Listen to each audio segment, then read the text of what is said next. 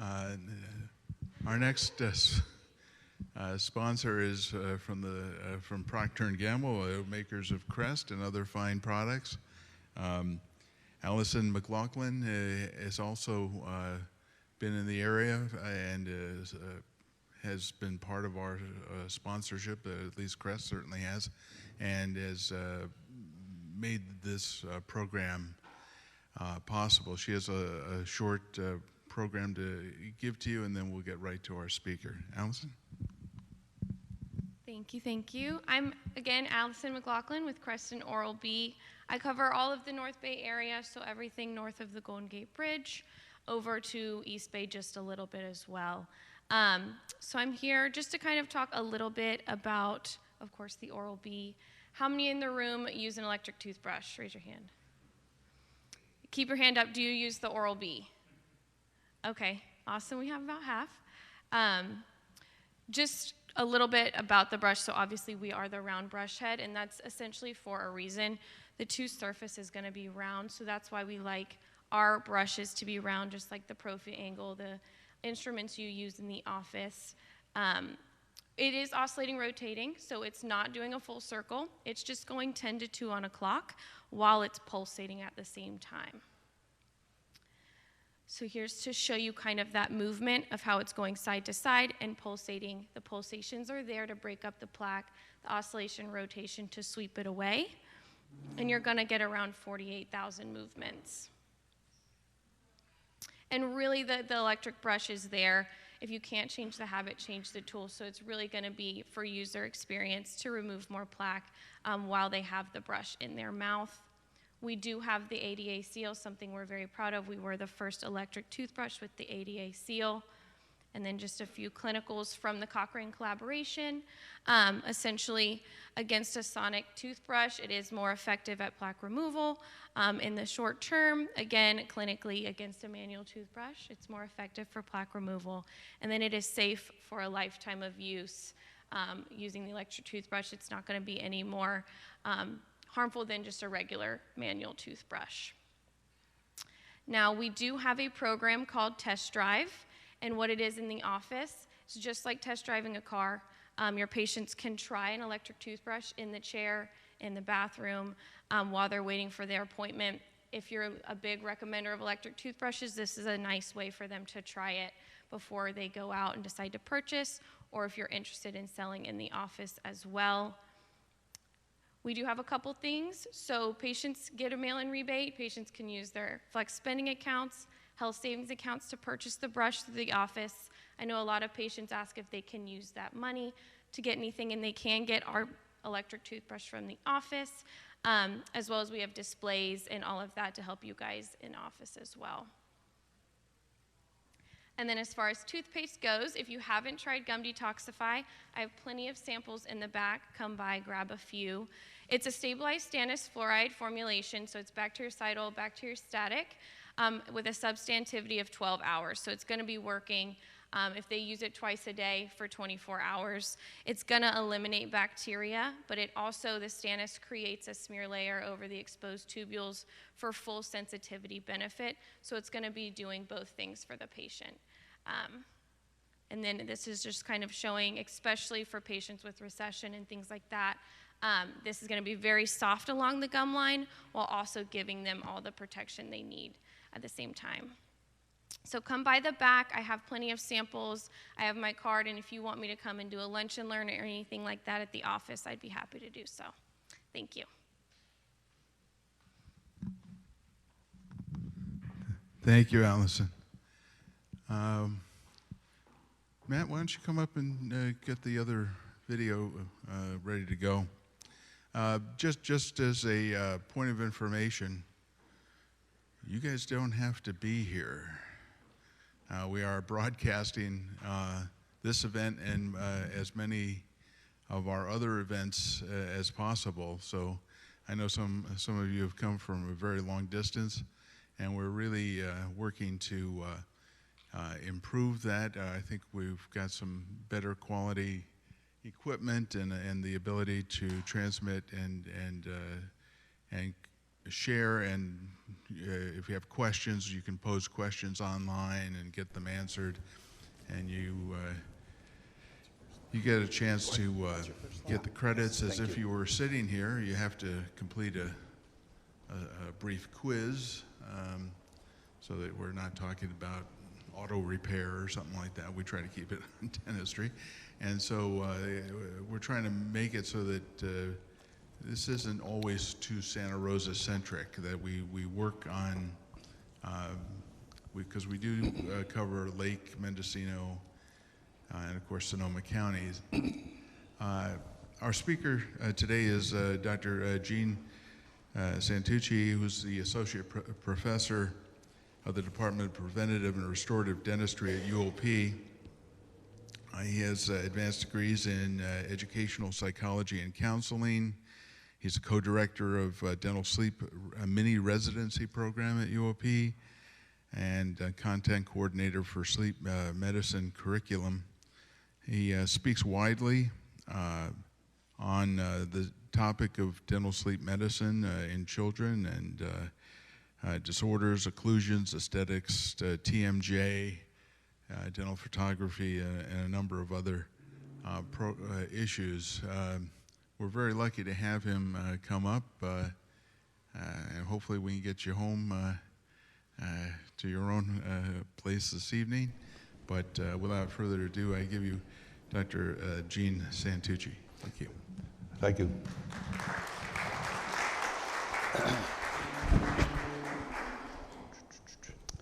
I want to thank, is this loud? Is it too loud? No? Okay. I want to thank Bill and Allison for doing half of my presentation, so I'm going to leave in about 10 minutes, okay? So I hope you don't mind, okay? How many in the audience are GPs? Is everybody a GP? Any specialists with us today? What specialty? Oh, GP? Any specialties? Except pros, but it's not a specialty. He just charges more for what we do, right? So that's good to know. I handed out some little flyer things. There's also another one that should go around when I get to it. And a lot of these things I talk about just come down. They're off the internet, off the web real easily. And it's some of the surveys that I think you should probably be using in your office, and we'll get to that, okay? Disclosure, Kettenbach is here. They helped me get here. Whatever you buy, I don't make any money on. I wish I did, but I don't. And have you used the Contact Easy products, the interproximal things? Their booth isn't here today, but if you want to check them on the line, they have a great variety of interproximal strips and thinners, and even for your hygienist to get stain off in between some of those teeth, sometimes really difficult to get off. So if you go online and you get them and use the code, that's the company, use my name, 20, and you get a 20% discount, okay? If you so desire. Again, I don't make any money on those. I wish I did. So these are some of the topics, and I have to apologize. I think what went out the first time was this, and I hope all of you brought your gnathostomatic system with you today. But that's one part of what we're going to talk about. The biggest part I think I want to discuss is we're hearing a lot about sleep. And we don't know to some degree, how does it affect us in our office? We're busy doing what we're doing. We've done all this stuff over a period of time. This is a total change in our mindset to bring something like this into our office. We're always great with preventive things. We have been great with the fluorides and everything else. And sleep now is becoming, or disturbed sleep, I might say, is becoming a public health problem. And unfortunately, patients see us more than they see their physicians. We are now being trained, or asked to be trained, at least to be the first line of defense for some of these concerns, and especially in our kids. And I'll get to that with attention deficit disorders, okay? That's really, really critical. And so we'll talk about that. We'll go over this gnathostomatic system just for the fact of knowing that have we examined the patient, and I think it's not going to be a big anatomy quiz or anything like that, but just to kind of revisit some of the things that we should do when we're evaluating our patients. and how that relates especially to these sleep patients, because they could have some very complex comorbidities. And we want to be able to pick that up in our initial examination. I'll talk about the perfect dental storm. Dental wear is going to be huge, and attention deficit disorder. I hope we can get to all those things. But this is an open, if there's something that I say that you want to talk about, raise your hand, okay? This is for you guys, and I'm very flexible in any way you want to go. So let's start off. So sleep disorders. Should your practice be concerned?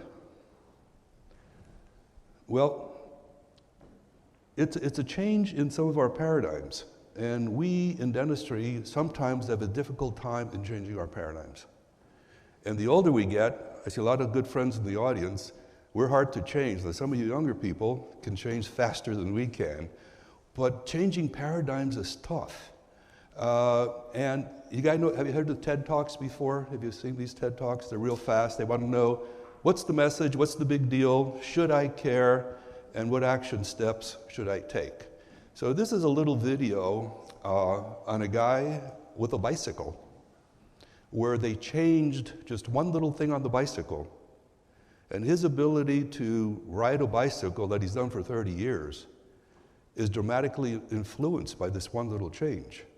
And it shows how difficult it is for those brain pathways to change to new concepts once we've been doing something for a long time one way. And unfortunately, or fortunately in our kids, their brain is so plastic that they change just like that, right? And so let's see how Hey, it's me, Destin. Welcome back to Smarter Every Day. You've heard people say it's just like riding a bike, meaning it's really easy and you can't forget how to do it, right? But I did something. I did something that damaged my mind. It happened on the streets of Amsterdam, and I got really scared, honestly. I can't ride a bike like you can anymore. Before I show you the video of what happened, I need to tell you the backstory. Like many 6-year-olds with a MacGyver mullet, I learned how to ride a bike when I was really young. I had learned a life skill and I was really proud of it. Everything changed though when my friend Barney called me 25 years later. Where I work, the welders are geniuses and they like to play jokes on the engineers. He had a challenge for me. He had built a special bicycle and he wanted me to try to ride it. He had only changed one thing. When you turn the handlebar to the left, the wheel goes to the right. When you turn it to the right, the wheel goes to the left. I thought this would be easy, so I hopped on the bike ready to demonstrate how quickly I could conquer this. And here he is, ladies and gentlemen, Mr. Destin Story. First attempt riding the bicycle. All right. So the faster I go, the better. Yeah. I couldn't do it. You can see that I'm laughing, but I'm actually really frustrated. In this moment, I had a really deep revelation. My thinking was in a rut. This bike revealed a very deep truth to me. I had the knowledge of how to operate the bike, but I did not have the understanding. Therefore, knowledge is not understanding. Look, I know what you're probably thinking. Destin's probably just an uncoordinated engineer and can't do it. But that's not the case at all. The algorithm that's associated with riding a bike in your brain is just that complicated. Think about it. Downwards force on the pedals, leaning your whole body, pulling and pushing the handlebars, gyroscopic. It takes him almost 10 months of practicing every day to learn how to ride this bike. And then when he went on a regular bike, guess what? He couldn't ride the regular bike. And that just shows what happens to our brain pathways and how we establish these things. But the caveat to this was his 6-year-old son got it in 2 weeks. Figure, right? So just to show that sometimes these changes are really hard for us to readapt, and some of these things with sleep medicine is under that same category. It's hard for us to accept some of these things at first. And so it may be a slow turn, but if you have younger people in your office that drive your office, especially your hygienist, this is fantastic for your hygienist. So let's go through some of this background. So what's going on? 2/3 of the world's population have some form of sleep disturbance. Out of that, vehicle deaths. Vehicle deaths greater than deaths from alcohol and substance abuse. A lot of these people who crash and they don't know why they crash, most of them fall asleep at the wheel. And a lot of that happens early in the morning, especially if they're sleep deprived. All of a sudden they doze. How long does it take if you're going 70 miles an hour to be over in that other lane? It's instantaneous, right? And so a lot of these deaths are coming from not enough sleep. So what's going on? We're fatigued. When your patients come in, how you doing today? Oh God, I'm tired. Oh God, I'm tired. Is there anyone who's not tired that comes into our office? You know, it must be 99% of my patients are tired. I don't know, maybe they're tired of seeing me, but they're just tired, right?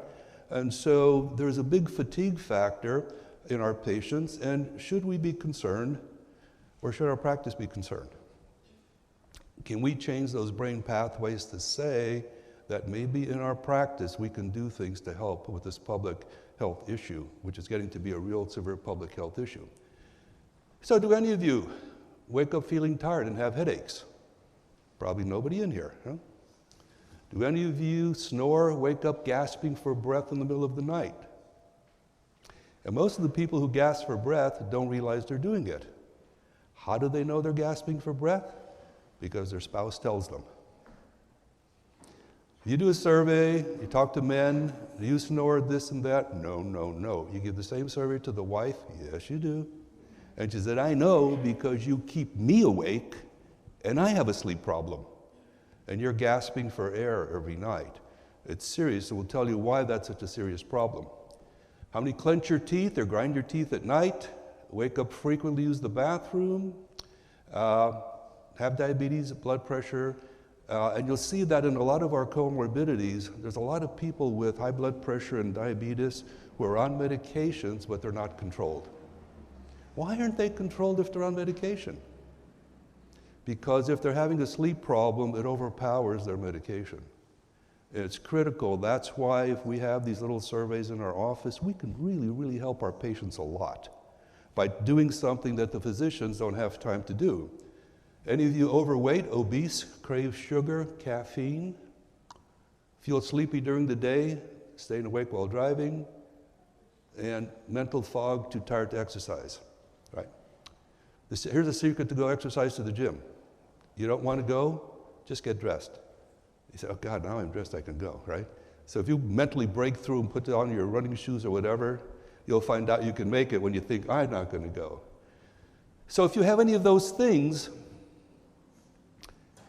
most likely you don't get enough sleep and have an airway issue that keeps you from sleeping deeply. Now, you may say, hey, I am in bed, I've got 7 to 8 hours sleep, but why do you wake up tired? If that sleep is disrupted in many different ways by apnea, or getting up 3 or 4 times to go to the bathroom, whatever, that disturbed sleep is not 7 hours of sleep. And so you're waking up tired and you're fatigued. I live down in the Silicon Valley part, and husband and wife are both working all these hours. They sleep at Google, they eat at Google, the whole bit. They're getting 5 hours of sleep. You'll see that 5 hours of sleep doesn't do it, folks. You need 7 hours of sleep, and that's hard for us to do. National Institute of Health says 20% of adults have obstructive sleep apnea, and 90% go undiagnosed. That's the problem.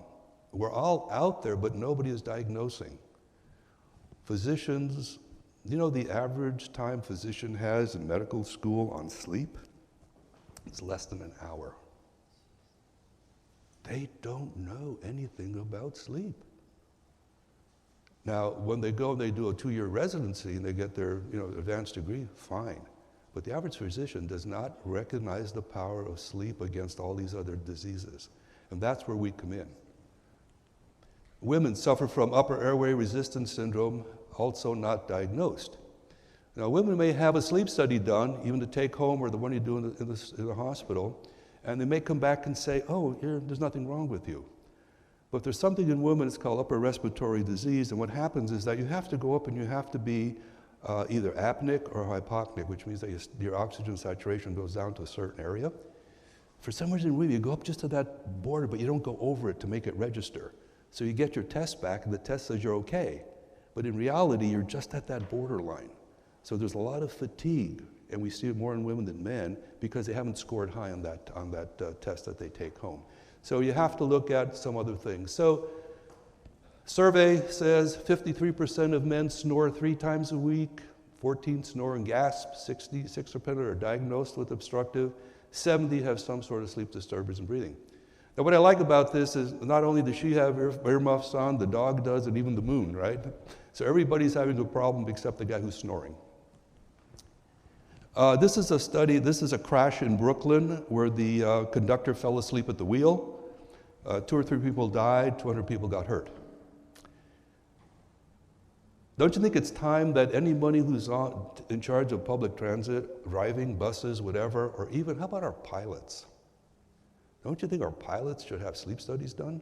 I mean, these guys are on really weird hours. This guy's up there and there's 200 people in the back, you know. I think these people need to have sleep studies done. If they are apneic in any way, they should be treated.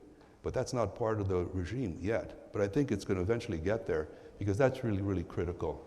2 great books for you to read if you want interested in this. One by Dr. Michael Gelb and the other one by Matthew Walker, who's now at Berkeley. He was back at, I think, Harvard. But they're easily reading. They're just real good books. They have a lot of information in them.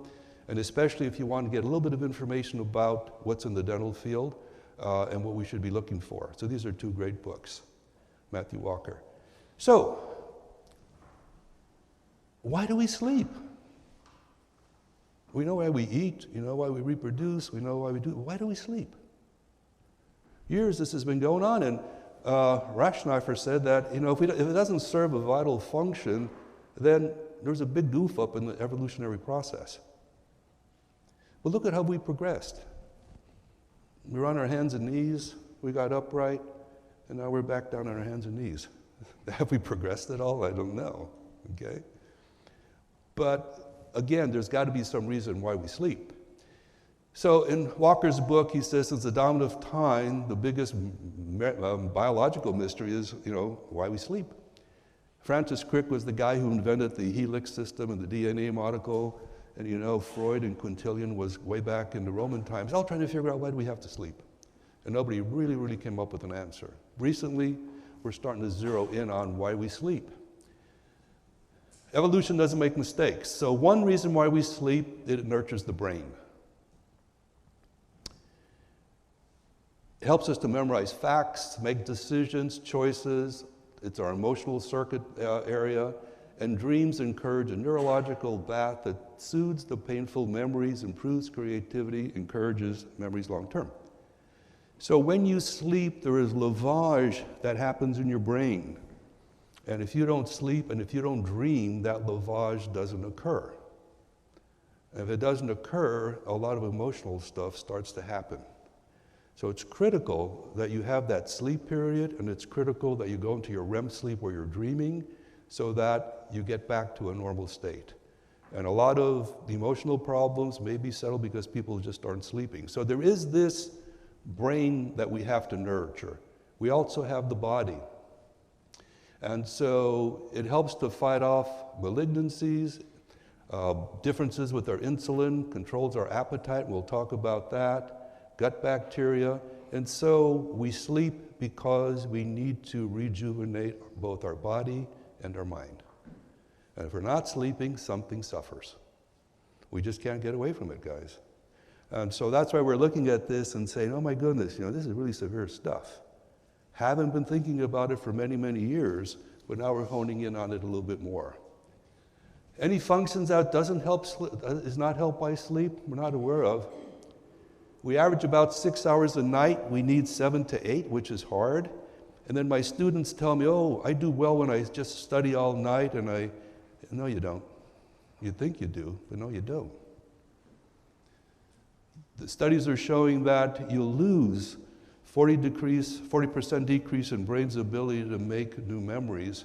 So that means when you take the test, maybe you're lucky enough to remember enough, but the next day you have no idea what the hell you put down on the test if you try to crash all night. So it's not a good way to study. You should be sleep well the night before, when you go home the night after. It has a big effect on your long-term memory. And are we just taking these exams just for the moment? Or is it going to be something that's going to carry to our career? So I think that's critical. Possible reasons why you're tired. Chronotype. Are you a night owl or an early bird? If you want to get up early, but you're spending hours on your computer or your phone late at night and you get up early, you're fighting your circadian rhythm. You're out of balance with your body. And you have to decide. Now, some people, you know, I come home, 8:30, 9 o'clock, I am done. I mean, I just stare at a wall, I can stare at the TV, I don't even know what's on, I am done. But 5:30 in the morning, I'm ready to go. My wife's just the other way. I don't know how the hell we've got along for 24 years, but somehow, but maybe that's why, right? Maybe that's why. So you have to kind of figure out what is your natural circadian rhythm, and are you in tune with that? Is your sleep fragmented? You keep pounding the snooze alarm 15 times every morning? Bedroom environment. This is not sexual. This is just, you should not have any lights on in your bedroom. Anytime a blue light is on, what happens is your melatonin isn't produced. You don't produce melatonin, what happens? You don't start your sleep cycle. So having your computer, having your phone, doing all those things and then try to fall asleep, you're fighting your ability to get into your sleep cycle. Even if you have like the clocks with the dial is lit and all that stuff, put a towel over it or something. Any type of blue light in there is going to disrupt your sleep cycle. And kids, especially, I'm in bed at 8 o'clock. Yeah, but they're on their damn computers till 2 o'clock in the morning. Guys, as parents, we really, really should check on their children, because if they're doing that, they're not getting the appropriate sleep. And they're not getting the right sleep. Okay, so that's critical. I'm just curious. Yes? Is blue light still like in a night light as well? Yeah, any light at all. And if there's something like that you need on, she said, is blue light like a night light too? They have those little blinders you wear? You can put those on. Yeah.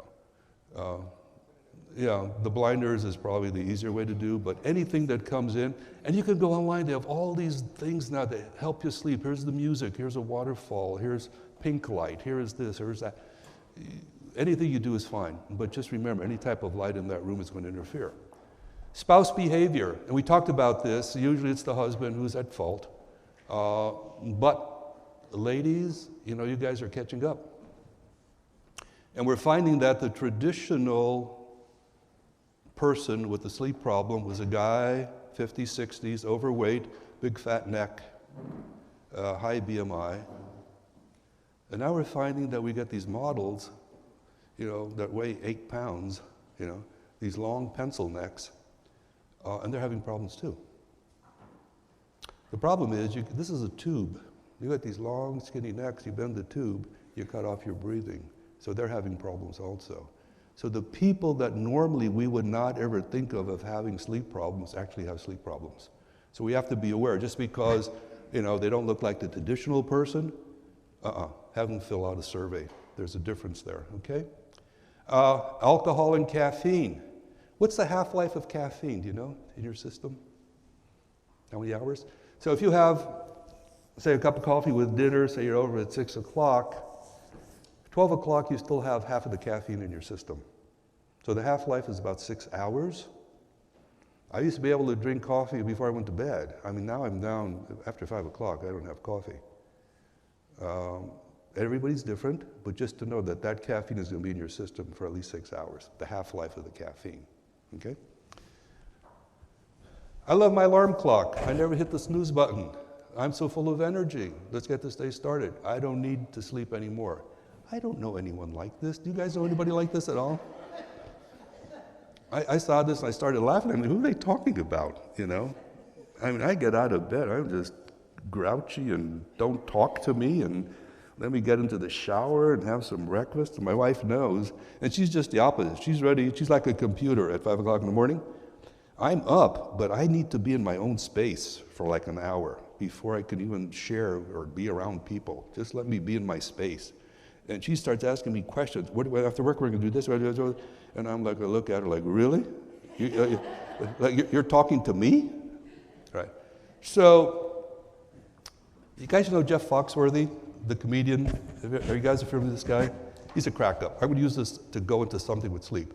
So, he starts off, if you haven't seen him, and he goes, you just might be a redneck, and he goes to a whole bunch of things, right? But he has a squeaky voice, like, you just may be a redneck. If you mowed the front lawn and you found a car, okay? You may be a redneck if you consider the 5th grade as your senior year. You can go online, he's got about 100 of these things. If you took a fishing pole to SeaWorld, and your family tree is a straight line with no branches, right? So with that in mind, if you're talking about you may have disturbed sleep, If you slept 8 hours and you move like a sloth in the morning, that's me. Okay?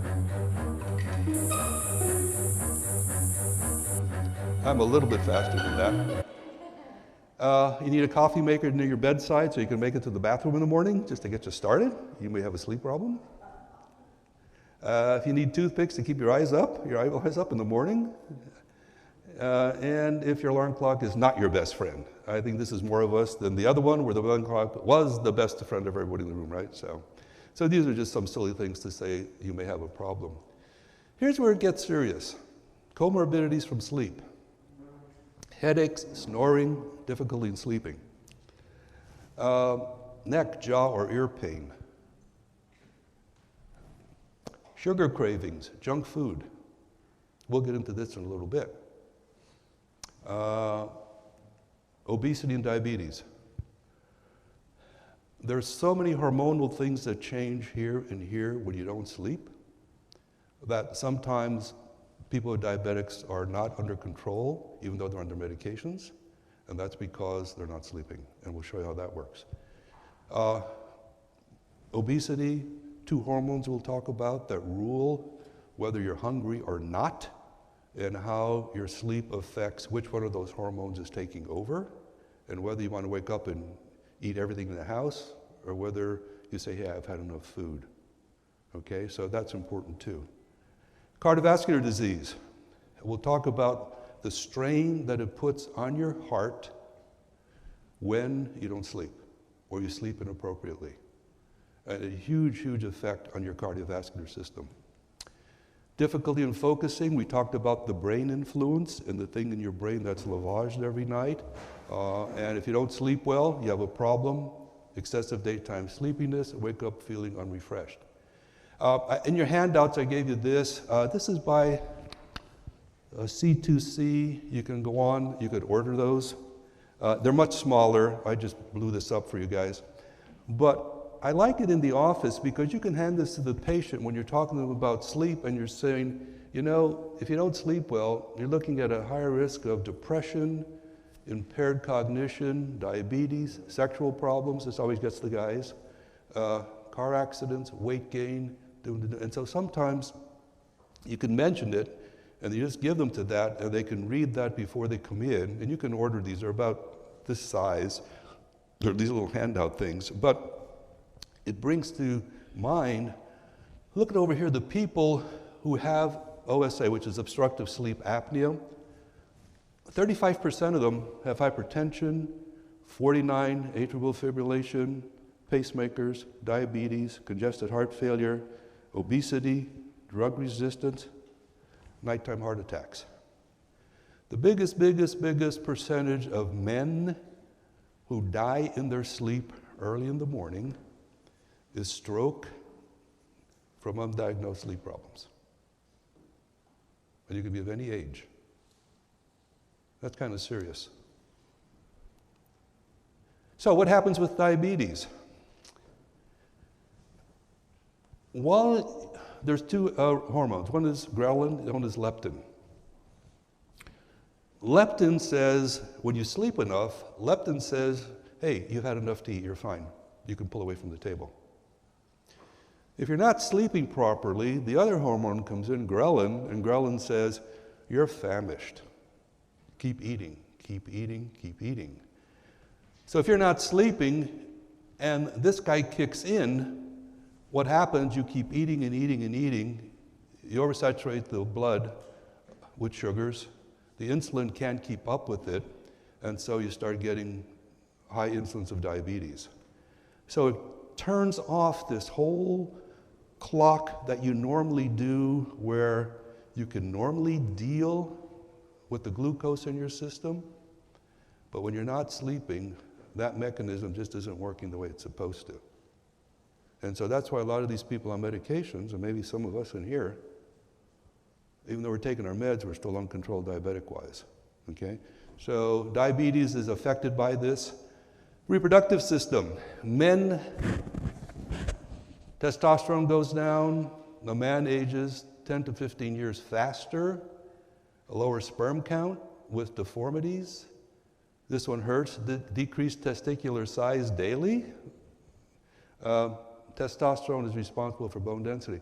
So on the guy's side, all these possible things are going on. And there's a tendency to age faster when you're not sleeping because the body isn't getting what it needs, both mentally and physically. So this thing happens in the male. Genes. What happens to your genes? We're looking at, they did this study and they cut these people down to only 6 hours of sleep, which isn't for most people that bad, but they noticed over 700 changes of deformed genes. And they saw them before they did the study and after the study. So it has an effect on the DNA, and it also has effect on how strong the DNA is. At the end of your DNA, there's these things called telomeres, and the thickness of those telomeres tells you how old those genes are and how fast you're keeping them up to date. If you're not sleeping well, these things aren't as thick as they're supposed to be, so you age faster. You age faster when the telomeres are affected. So it has an effect on your genes. Reproductive system, we talked about this. Now this is the woman's side.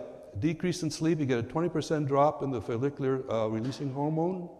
Now, if he's not sleeping and he's having a problem with the sperm count, and she's not sleeping and she's not having testicular follicular hormone, and these two people are sleeping 5 hours a day because they're both working at Apple, how the hell are they going to have a baby? They're wondering why they're not having children. You know, makes sense, huh?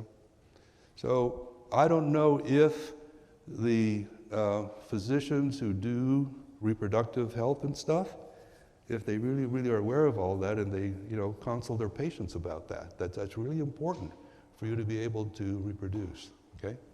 So that could be something you can talk to your patients about. The immune system, tumor cells and activated cells. So your sleep fights infection in your immune system. When you're ill, you want to sleep, right? You're sick, you know, go to bed, cover up, get some chicken soup, close the door, let me alone for a couple of days, right?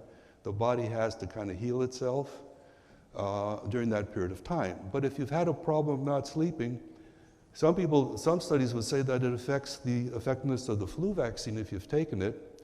And these killer cells that attack tumors are not as effective. So your sleep may affect your ability to fight off cancerous cells because these killer cells are not as effective.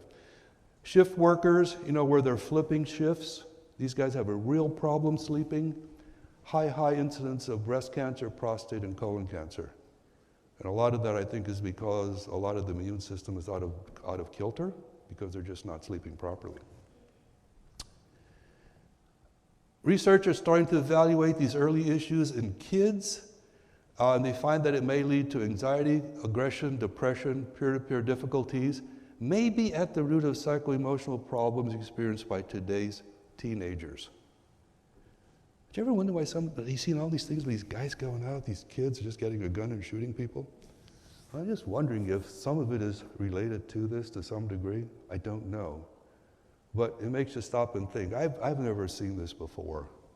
And I don't know, maybe because it gets on the air so quickly, you know, and years ago maybe it happened and we just didn't know about it, but this could be something. So looking at this picture, which one do you think is sleeping properly?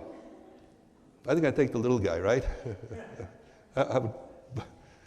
He'd be my choice. Weight gain and obesity. We talked about this a little bit. The loss of sleep affects these two hormones. Leptin says you've had enough to eat. Ghrelin says eat as if it were your last meal. You need 7 or 8 hours sleep to get the bad one out of your system. And so if that's going on, here's a study that said healthy adults had 8 hours of sleep, and they measured calorie-wise the amount of food that they were eating. And then they changed those 4 people, and they put them on 4 to 5 hours of sleep. Same group of people. And they found, and they weren't regulating anything, but they found that they were eating 300 calories more a day by not sleeping. Okay? And we talked about the hormones working and why you're hungry, right? Hey, 300 calories, that's not a big deal, right? A day. But I think I found where that 10 to 15 pounds is we're all trying to lose. Yes, sir? I wonder how much of that has to do with reduced demand for metabolism when you're asleep versus when you're awake. Say that one more time, I'm sorry. Reduced demand for metabolism when you speak versus when you're awake. With respect to? With respect to how much you crave to eat. It could be. It could be that. But if we're looking at strictly calories and we're thinking only 300 calories a day, that's not a big deal, right? But if you, let me finish this point. If you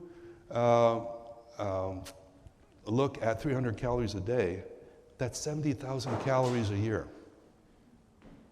70,000 calories a year. I think I found that 15 pounds of fat. Right here, okay? Now, the other thing that goes with what you're saying is, what's their active lifestyle like? You know, some people can have another 300 calories a day, but they're at their gym, they're exercising, they're doing everything else, right? So they can maybe burn that off. But a normal sedentary lifestyle, you know, most of us try to get to the gym as much as we can, but 300 calories a day can give us that 15 pounds. And it all has to do with the hormones, that we're not sleeping. Again, these are just general statistics. Everybody's different. Your metabolism is different. How much you exercise is different. I agree with all of that. But just to give you an insight on how little it takes to put on that extra weight if you're not sleeping properly. So this is from Dr. Walker's book. I love it. At the birth of your first child, the doctor states, "We've completed all our tests and your child is healthy. It's one thing from this moment on and for the rest of their child's life, he will routinely lapse into a state of apparent coma at times, which is sleep. It may resemble death. While his body is still, his mind will often be filled with stunning, bizarre hallucinations.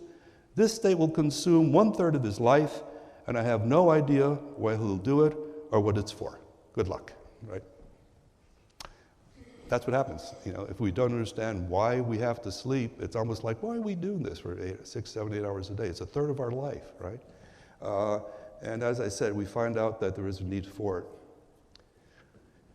So where are we? You know, are we still, you know, the dentist above the barber shop? Or are we moving out of that? Are we being forced to? I tell my students, it was easier being a dentist 15 years ago than it is today, especially a general dentist.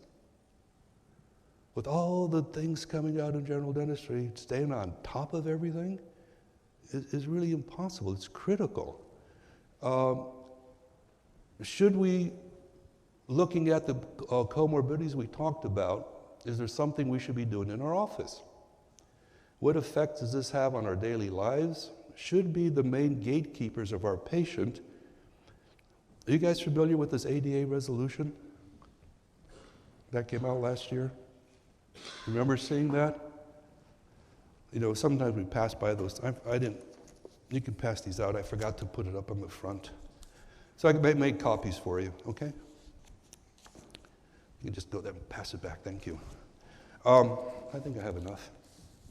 So this resolution by the ADA is saying what they think we should be doing in our dental office. So, this came out in 2017, October. The dentists are the only healthcare providers with the knowledge and expertise to provide oral appliance therapy according to this resolution. The consensus-based process engaged all interested parties. At the end result was a comprehensive policy that can help dentists on the front lines help their patients with these potentially life-threatening disorders. Proper recognition and treatment can help prolong health and the lives of our patients. It emphasizes the dentist's role in screening, and this is the main thing. Screening these disorders, identify the symptoms, discuss with them, and then refer. And you can read the rest. So where does it put us today? In your packet, there are a couple of sleep studies or surveys that I put in there for you. You don't have to treat this, but just like we evaluate and refer for like perio, or we refer for whatever, I don't do surgery, but I refer. Part of your, excuse me, my sinuses are driving me nuts. Part of your intake exam or your recall exam should have one of these basic little surveys.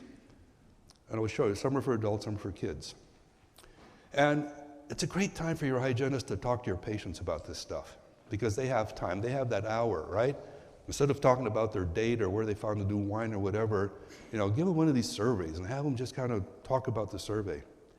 And if they score high on the survey, then you recommend that they see their physician and ask the physician to have a sleep study done.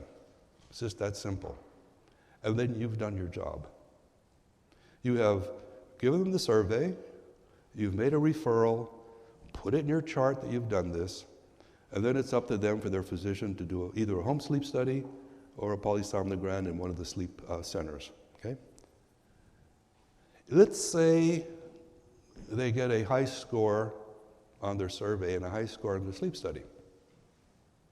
The gold treatment, the standard of care, is a CPAP machine, okay? Anybody have a CPAP machine? Anybody use one? No? Jesus. Your husband does? So, does he like it? Good. He's in the 30%. CPAP machine is the most effective. It's like 98% effective, but the compliance is about 35%. The oral appliance that we make is about 85-90% effective, especially if it's moderate and mild, but the compliance is way up into the 80-85%. So you have something that is the gold standard, but is only maybe 30% compliant. And you have our oral appliances, which are almost, not quite, but almost as effective, but the compliance is way up here. So a lot of these people then who say, I can't try this CPAP machine, so I can't tolerate it. For whatever reason, it's strangling me, I feel pressure, I just don't like this thing. And then the physician, or they'll come to your dental office and say, hey, I heard you treat sleep with appliances, I'm interested in that. And then we go forward to make an appliance. So that's the normal circle that you get into. They also recommend, I think on the last page, that if you want to treat this, you've got to get continuing education. I have some brochures in the back on our mini residency at the school. If you're interested, there's things back there that explain it. I teach it with Jameson Spencer, who's been in this field for 15 years, and he runs the program at Tufts, along with Cameron Keeney's. And then there's a lot of people that come in that we invite, top people in the field. Thank God we're near Stanford. I can get a lot of the Stanford people, and that's where sleep really started, with Christian Guilleminault and a couple of those people at Stanford. And so we're fortunate to be able to bring those people in and to the mini residency itself, okay? So I guess the bottom line is, should our dental office be concerned? I think we should. I don't think we have a choice. If the ADA says we should be concerned, are we abiding by their resolution? Are they going to come into your office and look at every chart to see if you've done that? And if not, they throw us in jail? No. But I think if we're going to be part and parcel of the public health system that we are part and parcel of every day, this is an easy way to contribute to the health of your total patient, okay? And patients really appreciate that extra little effort that you put in your office that makes you special, okay? So let's get practical. How does this fit into your private practice right now? Is it going to be is it going to be that guy on the bicycle where you have to, make new brain pathways to be able to fit this into your practice, or is it something that could be fairly easy and not take, 20 months to do it? How do we keep with the standard of care? I just mentioned that. Just add a little bit of a survey, refer the patient, and then if they can't take a sleep app, know people in your area who are in the dental field who can make the appliances if they don't tolerate a CPAP, okay? And I think you're within the standard of care when you do that. And I think, as I said, especially on the recall, every recall, that hygienist better talk to my patients about sleep. Take a survey, you give them that little handout, whatever, you got to start talking about it, and you'll be surprised how many of the people just respond, oh my God, I never knew. And it's really, really impressive. So the one survey that I gave is called Stop Bang. This is for adults. And you see it's taken from the S, the T, the O, the B. So snoring, tiredness, obstructive sleep apnea, that's when you stop breathing, blood pressure changes, BMI, age, neck size, and gender. I like the one I gave you because right on the bottom there's a little chart for the BMI, so you don't have to go out of your way to figure that out. I think I gave you that one. And so these are online, by the way. You can just download these and print them yourself if you want to. They're easy to get to. So this is for adults. And then it tells you how to score to say, you know, are you at low risk or high risk as a patient. And here it is here, and this is the little BMI table down here, and it even tells you, you know, when it's effective, when you should refer patients, okay? So it's pretty straightforward, it's pretty simple, right? This is for children, it's called BEARS, and that should be in your kit also. So it's B-E-A-R-S, bedtime problems. And what I like about this is that it is age appropriate. So these are the questions for 2 to 5-year-olds, these are the questions from 6 to 12, and these are the questions for 13 to 18. And it's also, you see C's and P's, and that means this is a question you ask the child, or this is a question you ask the parent. Okay? And so it's age appropriate, and this is huge in picking up sleep problems. And I think I'll get to it later today. I have a whole segment on attention deficit disorder in our kids. It's a crisis, and I'll tell you why I think it's so important. All these sleep problems, the easiest way to treat them is to pick them up in children. You know, we can do things as adults, but in children it's really, really critical because a lot of these kids, and I'll show you, are being given Ritalin, and they just may not be sleeping. So we'll get into that later on, okay? This is another pediatric sleep questionnaire for kids. It's a little bit of a different things. It goes in like wetting the bed, grinding their teeth. So this is one, you can have either of those. And usually if the child's in there having a hygiene appointment, we'll give this to the parent to fill out while the child's in there. And then if they score high, you can have a discussion with the parent. Okay? So, why do you think your practice has been growing over the years? Have you used flyers? Does that work? Never worked for me. $10,000, I think I got less than 1%, and those people wanted free x-rays. You know, I don't know about you guys, never worked for me. Web presence, I guess, but that's pretty expensive. Radio spots are, we still have yellow pages? I don't know if we still have yellow pages. I haven't seen them in years. But practice growth, word of mouth. If you like a patient and you say, Mrs. Jones, you're a fantastic patient, I want you to do just one thing. I want you to refer someone just as nice as you are. And usually you'll get the same quality patient. It's that word of mouth. Hey, where did you get that jacket? Oh, where'd you get those? Where did you go on vacation? What's this? And you get word of mouth back and forth. You trust the people that are going to tell you something positive, right? So word of mouth is huge. Do you think adding something like this into your practice sets you different than the other doctors in your area? Patients today are looking for value. They don't mind paying more for things as long as the value is there. If you go a step further and do something that no one else is doing, that word gets around. Hey, you know, they talk to me about sleep. Does your doctor talk to you about sleep? No. Even for my kid. Why are they asking my kid? You know, well, they're concerned if I'm having problems. So I think this word of mouth is the biggest thing. And the bottom line that I like is that what if we pick up some kid who's being treated for attention deficit hyperactivity disorder, and I'll go through another presentation, but we're able to get that kid off drugs, off Ritalin, which are amphetamines. Do you think that word gets around? Do you think the mother's going to tell other mothers that this was picked up in your office? Okay. Here's my favorite guy. This is a home in India. The father he owns his house. He's 67 years old. He has 36 wives and 100 kids. Okay? And I like to use this because all the studies are saying, you know, on kids out of 100, so many have this, so many have that, so many have this, right? So I use this guy's house as my background.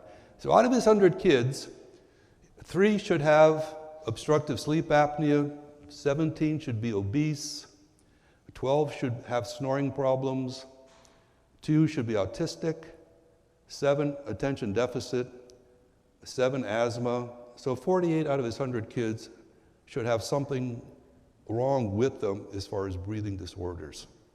Okay? I don't see the 36 wives, but anyway, I'm sure it works for them, okay? 100 kids. But anyway, this is some of the statistics on how an average of 100 children, a lot of studies that have been done, this is kind of the breakdown that we see. So kids, what's the effect of disturbed sleep pattern on our children's mental and physical development? He's looking at the cheeseburger or he's looking at the fruits and vegetables, okay? We'll get later on into a big part on sugary sweet drinks and sports drinks and what's that doing to our kids, okay? So, obesity. So very simply in your office, you're examining a kid if he has a restrictive lingual frenum where he can't get the tongue up to the roof of their mouth. It's a very, very simple exam, okay? This causes problems from the day he was born because what happens is that 2 things. Number 1, if that isn't snipped, he's not going to suckle or latch onto the breast properly. Every time he swallows, if the tongue doesn't go to the roof of the mouth, what happens is that as the tongue goes to the roof of the mouth, it prevents the buccinator muscles from pushing in those arches. If the tongue doesn't go up there, you now start developing a high vaulted palate. You develop a high vaulted palate, there's no room for the tongue. There's no room for the tongue. A lot of these kids become mouth breathers. They become mouth breathers, they irritate the tonsils and the adenoids. They don't sleep well. In Brazil, it is so, they look at this so, with, I guess, a different eyesight, that when the kids are born, along with their exam at the time of birth, if they see a restricted frenum, they snip it right there at birth. It's like a law in Brazil. That's how serious they are about looking at this stuff, okay? So these lingual frenums have a big role in developing, especially the upper arch, and then the lower arch just kind of falls into place along with it, okay? So very, very critical. This is easy you can do in your office, right? So improper breathing and disturbed sleep affect our health, our mood, our energy, okay? Non-restorative sleep is the culprit that increases the degree of comorbidities. We've been talking about that. A good place to start is just looking for a high arch palate and a short lingual frenum. They're only 3 things you really have to look for. Now, thank God, a lot in ortho now, we're doing stage 1, where we're expanding palates, which is fantastic. And the surveys you have there, refer, treat. There's a study done, 11,000 kids, and they found a close association between kids who aren't sleeping right and kids with attention deficit disorder. If you get a room full of kids, and some of them have attention deficit disorder, and some of the kids have obstructive breathing problems, your psychologist and your physician, without a lot of tests, cannot tell the difference. Their behavior is very, very similar. And I'll show you why that later on. Here's a study that says, talking about their kids, that those who snore and have breathing problems, behavioral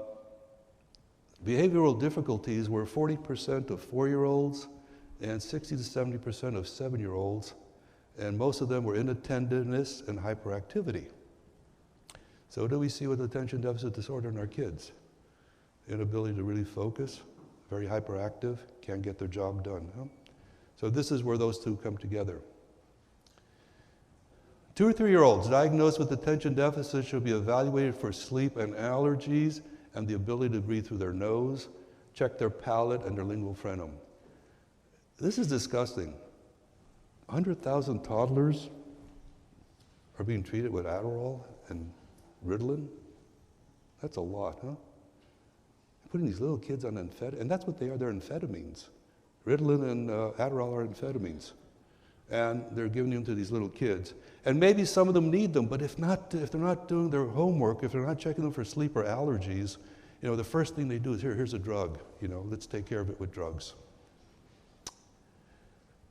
This is kind of sad. This is a study by Dr. Guilleminault at Stanford, and they had 7 infants with sudden death syndrome, and 7 died who had sleep disorders.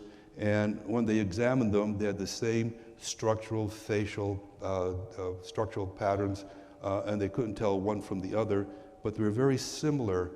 Lingual frenum, high arch palate, long, what we call androidal faces, which are these long, skinny kind of faces instead of the normally round face, okay? So it was kind of sad that the SIDS deaths were pretty similar to some of these patterns. Also, risk factors for your kids. Obesity, parents who smoke, African American children, it's important because we're killing our kids. So along with secondhand smoke with the lungs, they're finding that the secondhand smoke may also affect the kids' ability to sleep, especially babies. Here's interesting study done in Adena, Wisconsin. Teens do not do well early in the morning, and so the school decided to start not 7:30, but at 8:30.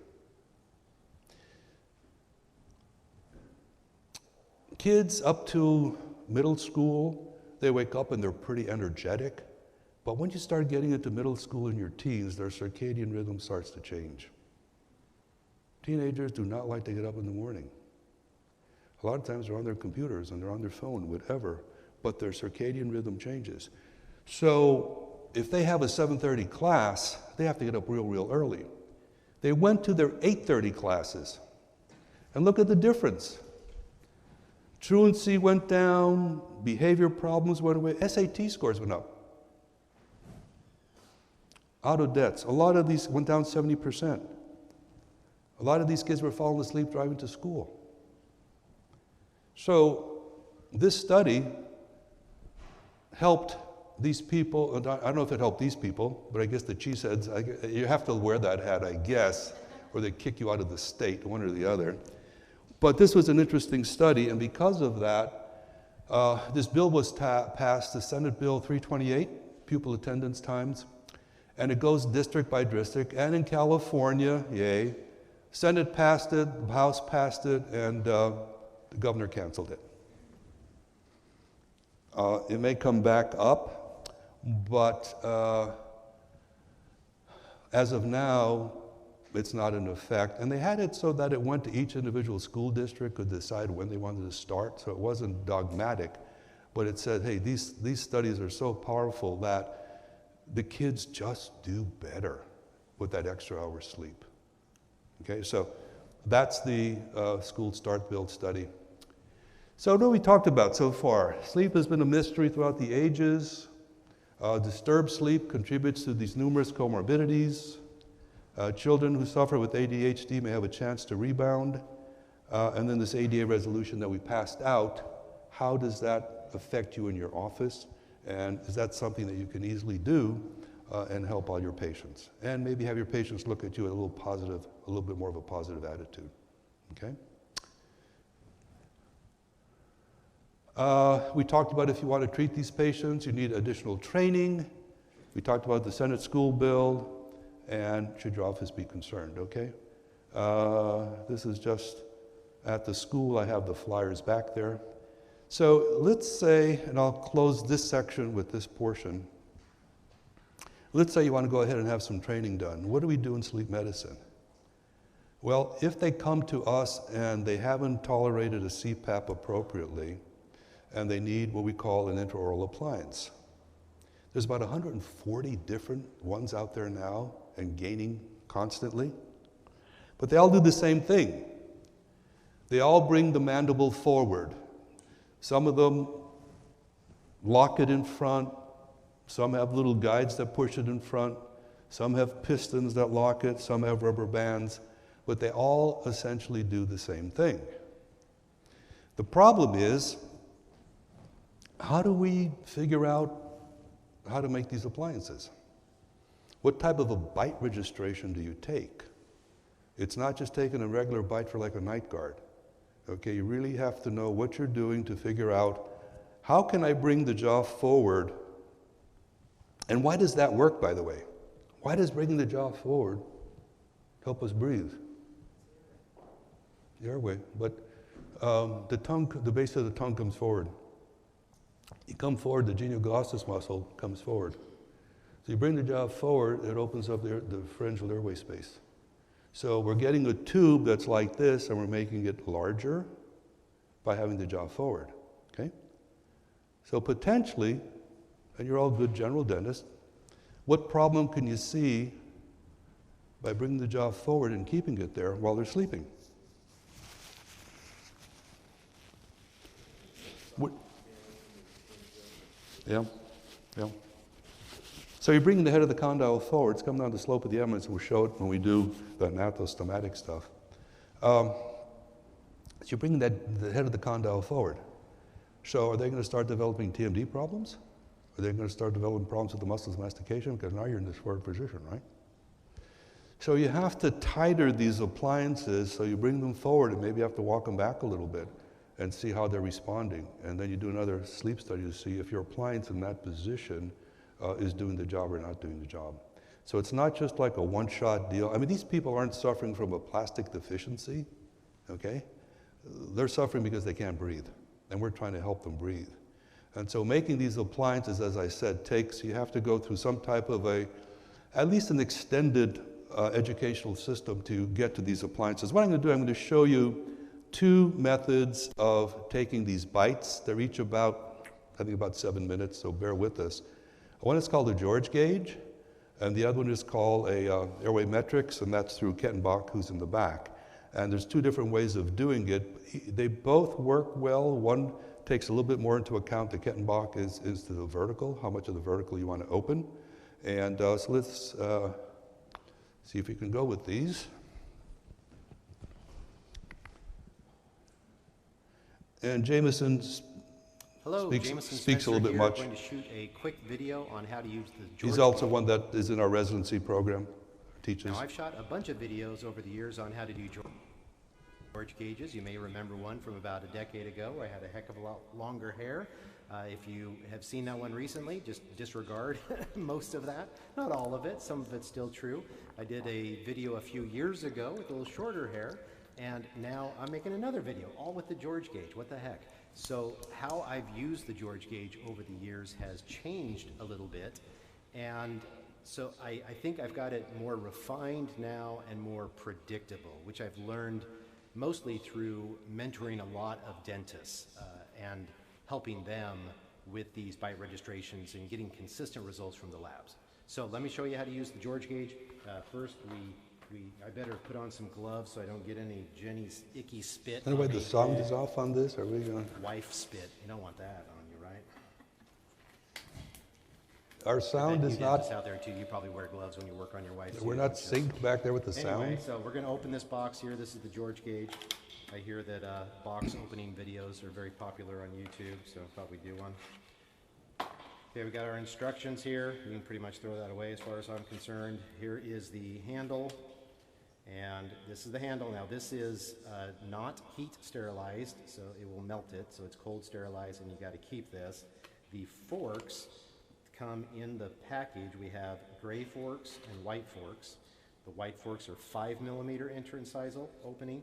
The gray forks are 2, and they have kind of a wide arch and then one that is more kind of a standard or more narrow arch. I'll go ahead and we'll use the wide ones. Now, I used to say, so one of the changes that I've made over the years is I used to say that you use the white one all the time, except in deep overbite cases, and then you'd use the gray one. Now the white fork, again, is 5mm interincisal. The gray is 2. But I've changed that. So now I virtually never use the white fork except in people with an anterior open bite. And that's because with the 2mm, they will not even get their teeth to touch it. So I use this now in anterior open bite pretty much only and the 2 millimeter all the rest of the time. Now the reason that is I like the appliances to be made at a minimal vertical, a minimal VDO. And that minimal vertical is basically going to be set based on the appliance design. So some appliances need 5 or 6 or 7 in the front because that's where the mechanism is. Others can be lower in the front. But my concern with using the 5 is their teeth virtually never go into that little notch. Their teeth get hung up here, and so we end up being 7, 8, 9 millimeters open in the front, and that may be too much vertical opening, and you could have gotten away with a lower vertical opening. I like the VDO on the appliance to be minimal, and then we can always add more vertical. For most of the appliances, reducing vertical is challenging. Adding vertical is far easier. Now, the big caveat to what I just said would be if you're using a monoblock, an adjustable monoblock type of an appliance, like the Moses, the PM Positioner, the Clearway, something like that, where your vertical is basically impossible to change once that appliance has been fabricated. You would need to basically start over.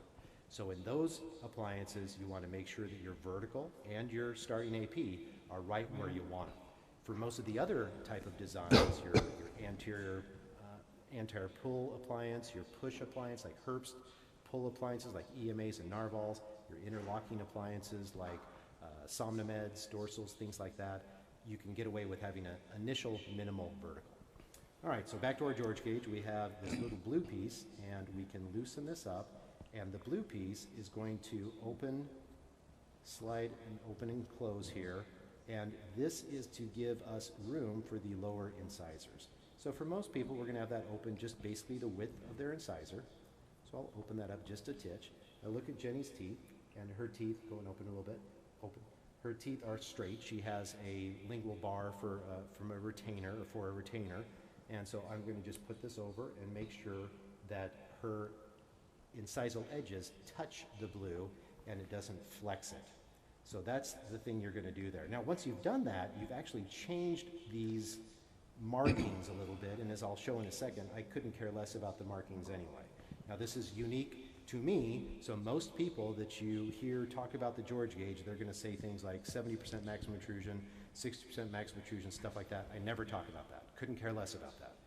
The reason I couldn't care less about that is the appliances nowadays are so adjustable.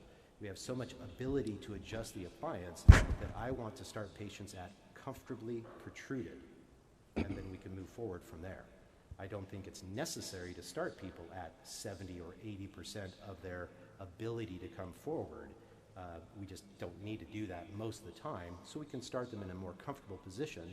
And I find a lot of patients, particularly younger, thinner patients, are going to do fine in a very comfortable position. It's not about jacking their jaw forward, it's more about keeping their jaw from falling backwards. So now that we've got the blue thing set, we can slide in the top part. And I'm going to leave that loose so it can move back and forth. So I'm not going to tighten down this screw just yet, and then let it so it can go back and forth. So I put this in, close down, and then have Jenny move forward and backwards and forward and backwards. And now just bring your jaw comfortably forward. Okay? And I kind of screw that down, and I'm going to look at her teeth, and she is basically end to end. Basically end to end. Now, another thing we could do here is, open for me, is I could have her make a snoring noise in the back of her throat. Go ahead and do that. And then open and close and make that same noise there. And it's very difficult for her to make the noise in that position. So I'll sometimes do that with a patient just as a bit of a psychological, oh, I get it. I bring my jaw forward and it's harder to make that noise. And they will relate to that. Now I mentioned the word comfortably protruded. So comfortably protruded is for two people, for the patient and me. So let's say, open for me and close. And I told Jenny to take her jaw forward and backwards and forward, and now take. Okay, so he goes on and on. So This is the airway metric system. hold on. I'll get back to that in a second. Hold on. That's all, folks. So what was he doing? Thank you. He was doing two things, looking at the vertical and then bringing the jaw forward. And he had her snore. If you bring the jaw forward, you can't snore as much.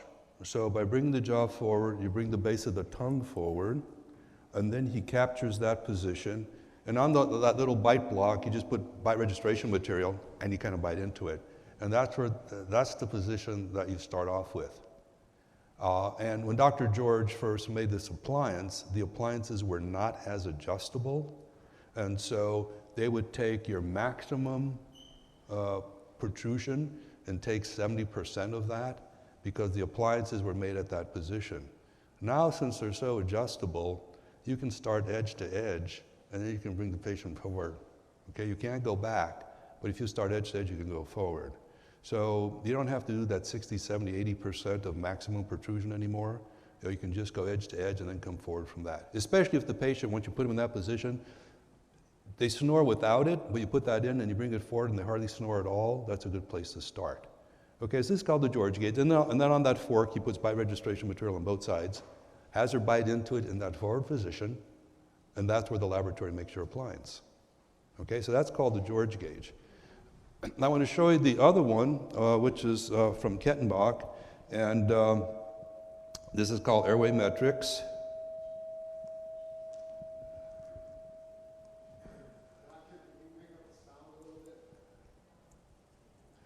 It's as far as I have here, I'm sorry. Where can I get this guy? Oh, no, here it is. This one may be a little bit louder. This is the airway metric system. Is that a little better? That we'll be using to register Kim's bite registration. This has the vertical component as well as a horizontal component. He's doing the same thing, but using a different method of getting there. The snore screener. And this is to determine if there's a vertical component. And this is 4 millimeters, the next step is 8 millimeters, and the next step is 12 millimeters of vertical height. So we're with our patient, Kim, and we're now going to start to focus on where we want the appliance set. So we have to determine some sort of vertical and horizontal component. And for determining the bite, we're going to be using the airway metrics system. And this is where it becomes very interactive with our patient and Kim. This is where it becomes a lot of fun. So you reported on your health history that you have some nasal issues, that you have a hard time breathing at night, and that you snore. Is that correct? Yes. Great. So Kim, we want to hear your best snore. Let's hear your best snore. Tammy, what do you think? One more time, Kim. There you go. So what you want to do is encourage your patient to give you their best snore. And that becomes the interactive component of doing the bite registration system. The first thing we want to do is determine if there is a vertical component to the bite. This is the airway metrics snore screener. You have different vertical components. The first step is 4 millimeters. The next step is 8 millimeters, and the last step is 12 millimeters. So let's start with 4 millimeters of vertical and see how that affects Kim's snore. So you're going to place the first step in between her maxillary and mandibular anterior teeth, and we'll have her snore. Let's give it a try, Kim. Go ahead and close. Give us your best snore.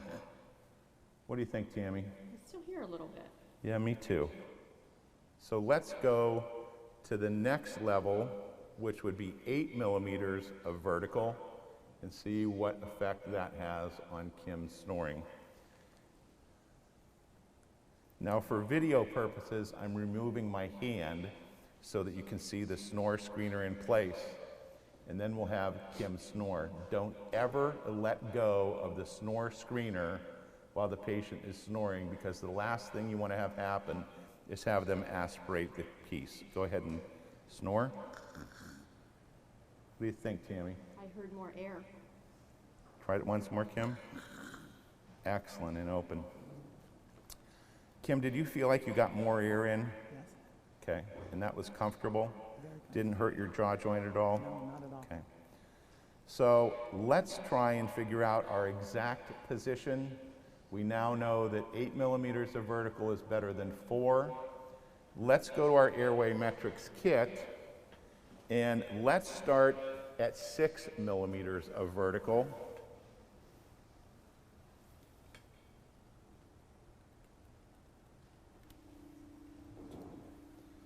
So that would be the middle row key.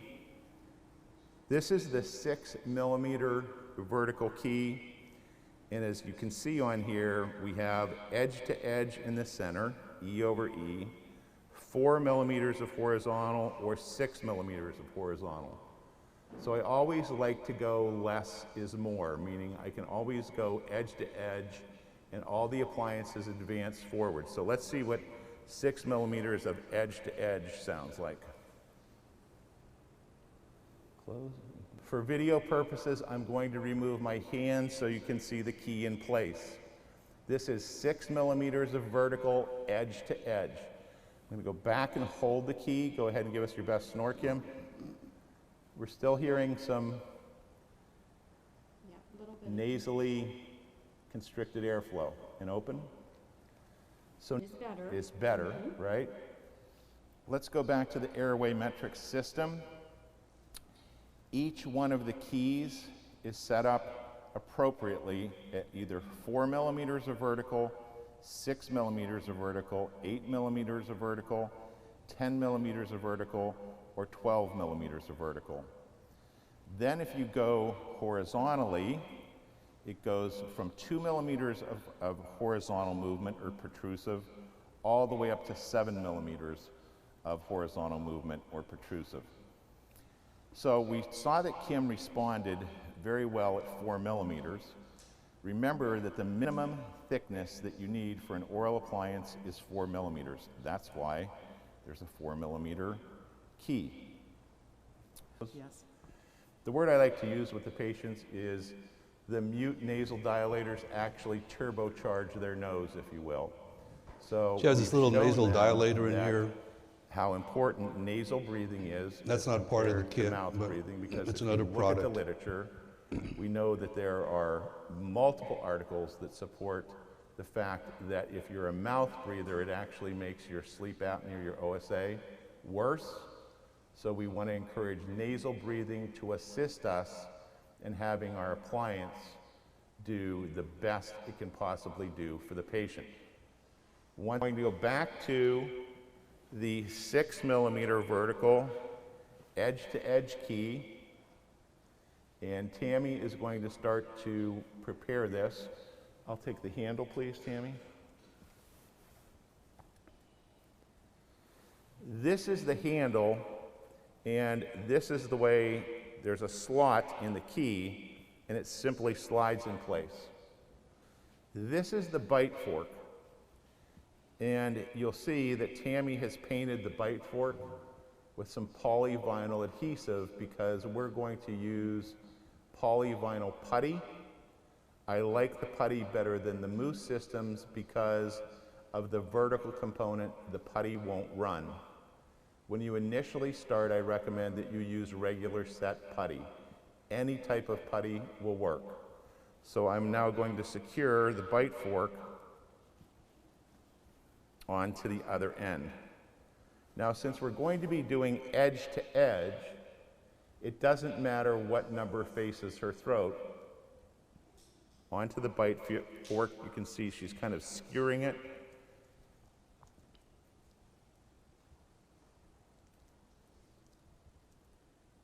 Excellent. We're ready to seat the key in place, have Kim close into it. Maxillary anteriors into the middle notch, because that's edge to edge. We'll seat that first and have Kim close into it. So we're going to seat it on her maxillary teeth, close into that bite, move forward a little bit, right into the notch. Good. And we're going to take our putty and you're going to mold it with your fingers. And I'm verifying that our putty is completely set. We'll have Kim open. Go ahead and open, Kim. Remove it from her mouth. The handle comes off and stays behind. The key comes out and stays behind. just like you would trim a crown and bridge bite registration.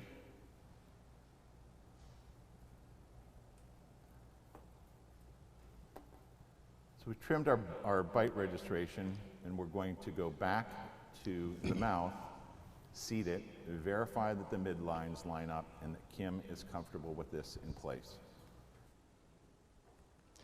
So, I show you that. Two different ways of taking the register. They're the same. They just capture the jaw in a forward position.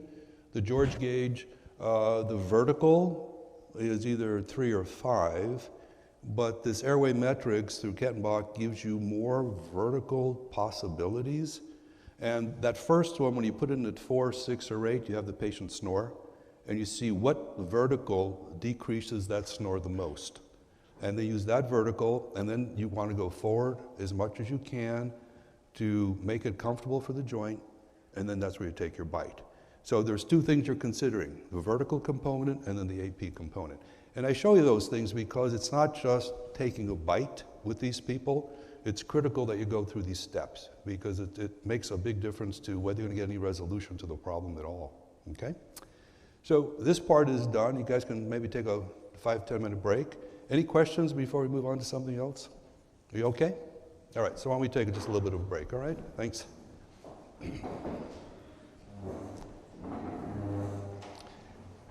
Yeah.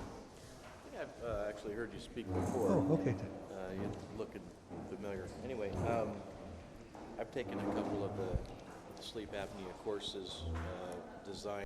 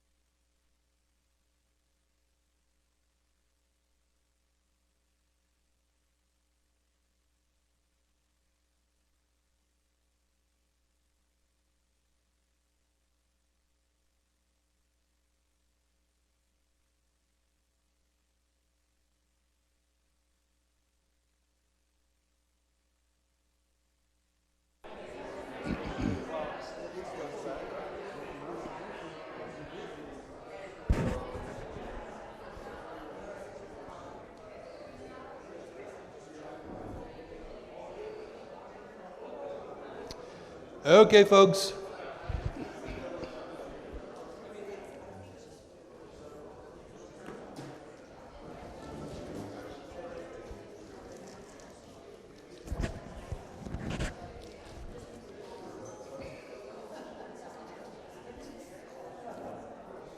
Let's get started so we don't get too far behind, if you would, please. Yes, sir. You don't use these mandibular plants and appliances on growing kids, do you? No, most of them are in ortho at that time, and we'll show you some of that. Okay, that's a good point. You don't want to. They're growing. You can't do that. Yeah. So. The last presentation I mentioned several times kids and attention deficit disorder in children, and how I feel a lot of this is misdiagnosed, unfortunately. So we'll go. Oh, I thought it was hearing reverberations here in children. So what is it? Kids are hyperactive, inattentive, impulsive, starts in childhood and unfortunately goes through their whole life if it's not taken care of. And they have trouble sitting, staying focused, they have problems socially. And this is telling, it says you have a Ferrari brain, but with Chevy brakes. The kids just don't know how to turn it off. And they have no control over it. And it's kind of sad because the first thing that's done is they're put on amphetamines. So here's Josh trying to explain what it is to him. Hello, my name is Max, and based off of what my grades say about me, I'm destined to be a failure. Some days I can accept that, and others, it kind of sucks. If you were to go into the black hole that is my backpack, you'd find several things that define a below-average high school student. The first is the calendar of all tutoring schedules. This is a familiar piece of paper for anyone who's flunking their way out of high school. If you're getting bad grades, then you get called into your counselor's office, and at your counselor's office, they always give you the same thing, tutoring schedules. And every time, each tutoring schedule is the same. Monday is world history at lunch, beginning at 12:05 and ending at 1. Tuesdays after school, Spanish, 2:40 to 3:40. Wednesdays after school, geometry, from 2:45 to 3:45. And on Thursday, marine biology after school from 2:05 to 3:05. And on Friday, Spanish after school from 2:30 to 3:30. You can also find below-average ACT scores, and of course, pages and pages of grade printouts. Last year, I was diagnosed with attention deficit disorder. I actually did so bad on the ADD test that I scored negatively, which kind of makes me the Michael Jordan of horrible attention spans. So is there a cure? Yes, there is, and it comes in many different forms, and they all have the same negative effect on you. ADD medication, I've been on several of them, you name it. Vyvanse, different forms of Ritalin, Strattera, Concerta. And every time I'm on them, I get the same questions. What's wrong with you? Are you sad? Why aren't you acting the same? Before class one day, we said prayer, and one of my friend's intentions was for my ADD medication to wear off so I could be funny again. I don't know how else to explain them except for mental handcuffs. They take everything you like and make you hate them. And they don't replace any of your likes with any other likes. You just hate everything. So it all comes down to one single, simple equation. Take the pills, less tutoring hours, sad max. Happy max, no pills, more tutoring hours. Less tutoring hours, more pills, sad max. Less tutoring hours, happy max, no pills, more tutoring hours. Less tutoring hours, happy max, no pills, more tutoring hours. More tutoring hours, happy max, no pills, more tutoring hours.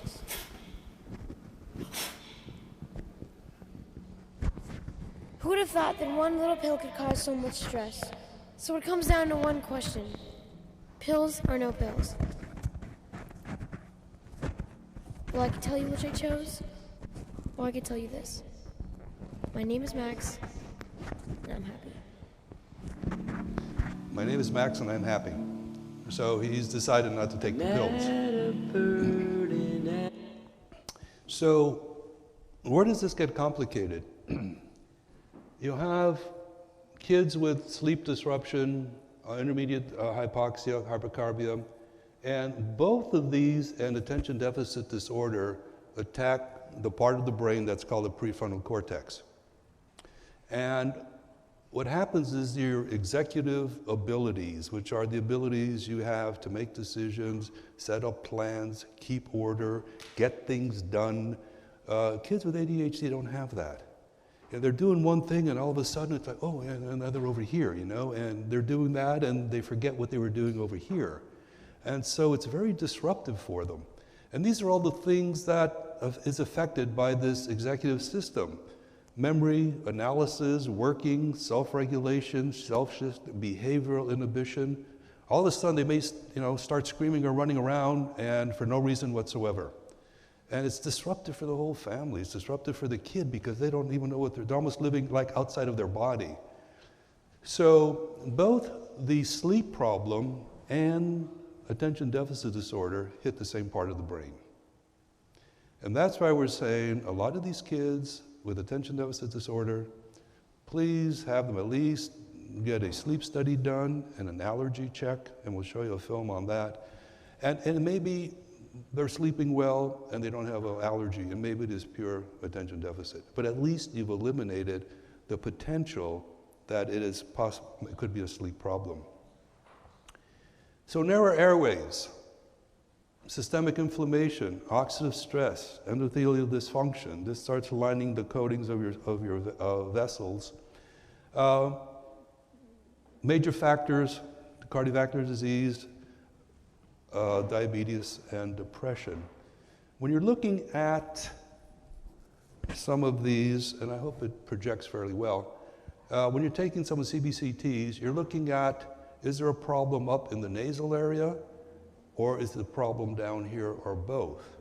And when you're treating sleep, it's really, really embarrassing if you have a patient or in an appliance bringing their jaw forward, and you haven't examined the nose. Because maybe the obstruction's in the nose. So having an ENT evaluation done first, and I'll show you, when we do the gnathostomatic part, how the nose comes into play and how that should be checked and how it's checked when we do our sleep studies on these people. So we're looking with CBCTs at both sagittal and axial cuts. And so they're very popular, but do not, and you should not, base your diagnosis just on a CBCT. It's almost like in general dentistry, we're just doing a clinical exam, but we're not doing radiographic exam or perio exam along with it. It's just one of the things that you add to get yourself to the point where this gives you additional information to say, in 3 planes of space, what's it like in the oropharyngeal area here, and what's it like up in the noise, up in the area up there? Are the adenoids a problem? Let's correct what needs to be done. Here's the typical, what I said before, an adenoidal face with what we call allergic shiners. If you see a kid like that with those dark, reddish brown things under his eyes, more than likely he's got what we call these allergic shiners. And you couple that with this long androidal face, and more than likely this kid isn't sleeping or breathing properly. The ADHD circuit, how ADHD works. ADHD is the term we use when the front brain has a low power supply of brain chemicals. The front brain is the organizing center of the brain. It orchestrates everything from your 5 senses and emotions to the thoughts you generate in response to them. For example, imagine this string of lights represents the neuron wire connections in your brain. The first bulb would be your front brain. It receives information, determines what to do with it, and then sends directions to the rest of your brain. What happens if this circuit is cut? The power goes out. In an ADHD brain, these power outages happen regularly because there is a shortage of brain chemicals in the front brain. When brain chemicals are low, the front brain sends weak signals to the rest of the brain. Sometimes the signals connect, sometimes they don't. Many signals never reach their destination, and the power goes out. An inconsistent power supply means that people with ADHD will do things inconsistently. Sometimes their signals will connect, sometimes they won't. In ADHD, the amount of brain power is impossible to predict. This creates a lot of frustration for the person with ADHD and the parents, teachers, spouses, bosses, and friends that depend on them. However, ADHD brains do best with fewer connections, putting less strain on the front brain. Let's look at an example in school.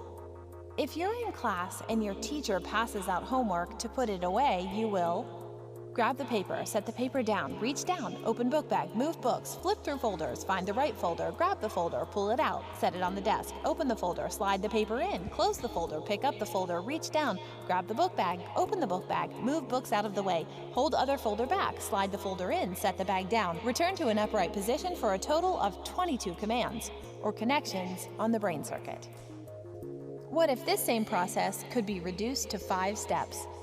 This is what it would look like. You grab the paper, open the binder, flip to the right folder, slide the paper in the folder, and close the binder.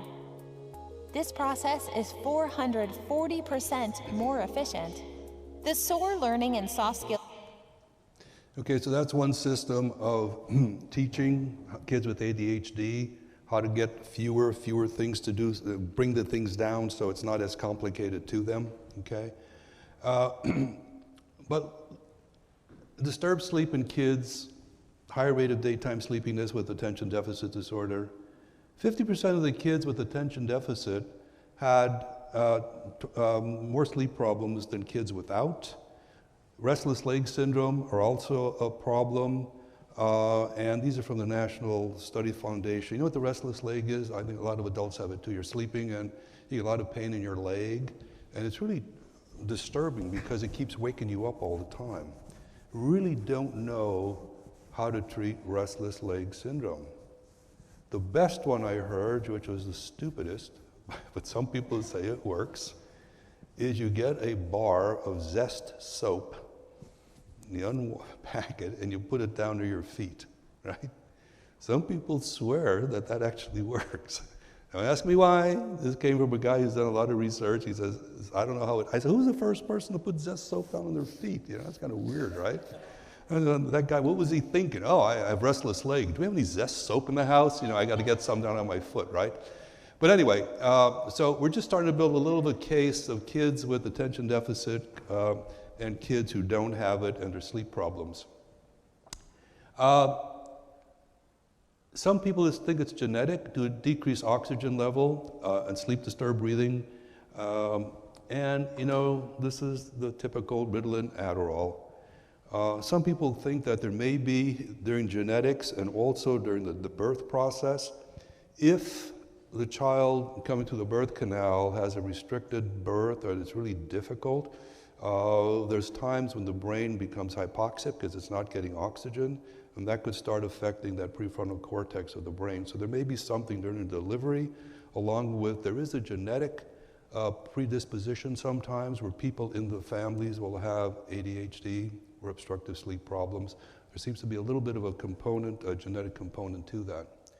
So these are the signs. They're pretty consistent. And if you have children around you that are this way, you know, the hardest part is they act impulsively and at times are rude to others, and they don't really mean to be that way. Not that they're rude kids.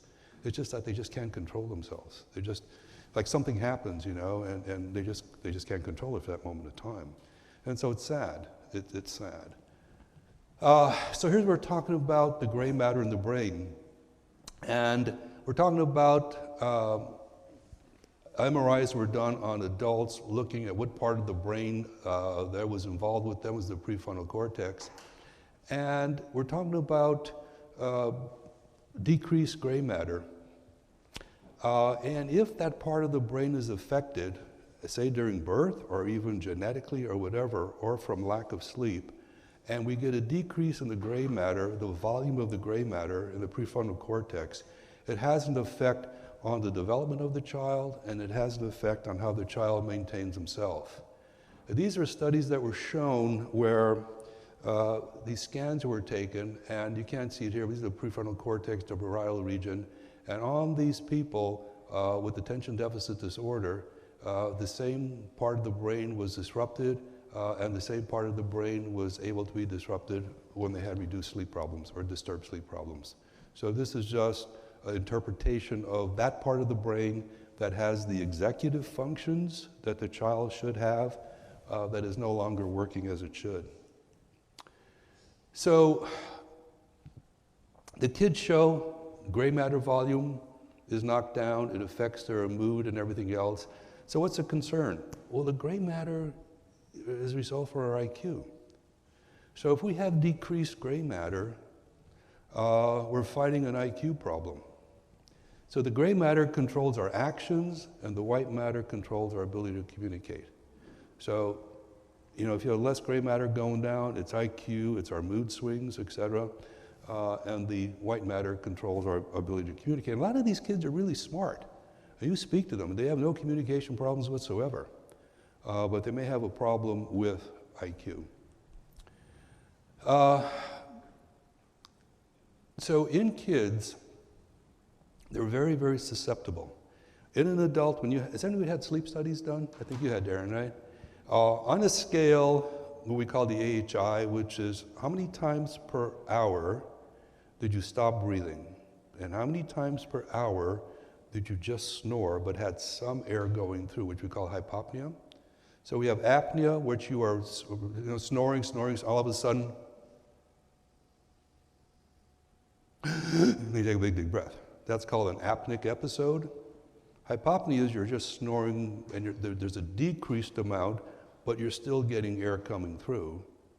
And then you add those two together. Let's say you have 10 apneas and 10 hypopneas. You add them, that's 20, and you slept for 2 hours. So you divide it by 2, so your score is 10. Okay? So on a scale, anything from 0 to 15 is low grade and moderate. 15 to 30 is severe, and above 30 is really severe. Okay? Kids, anything more than 1 is a problem. Kids should not be snoring. Kids should not be snoring. You have a sleep study done, and their HI is more than 1. That's not healthy for a child. Okay? So just keep that. They are so much more sensitive than we are to it. And we can get into later the surgeries that are involved and the orthodontics that's involved with it. Look at the difference over the last 20-some years, 700% increase in attention deficit problems. And I think a lot of it is that we're noticing it more, just like anything else. How much perio did we have 30 years ago as composed to periodontal therapy that we have today? Well, we do it more. We evaluate it more than we did 30 years ago, maybe, okay? So the same thing, I think, with some of these attention deficit disorders and sleep problems. We're the only mammals that snore other than, that's what I was told.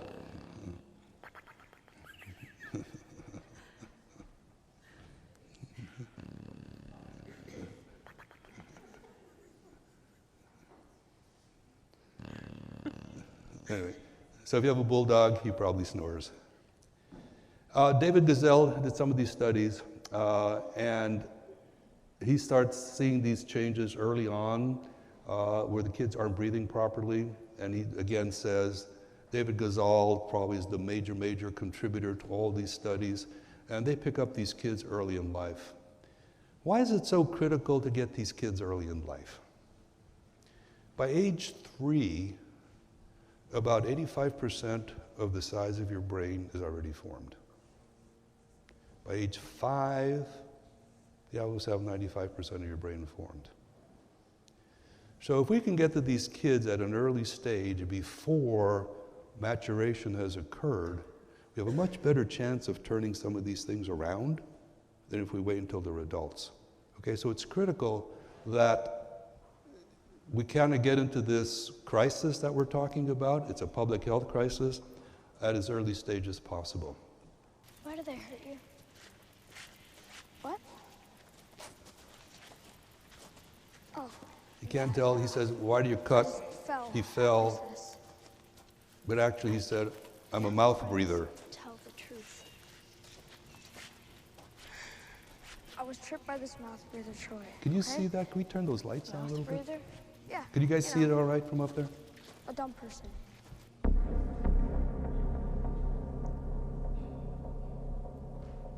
Here's a kid.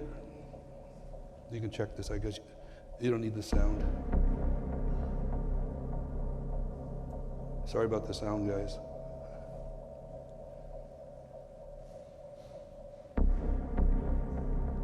Studied them with monkeys. They blocked off their noses, and they found this, how it affected their facial growth.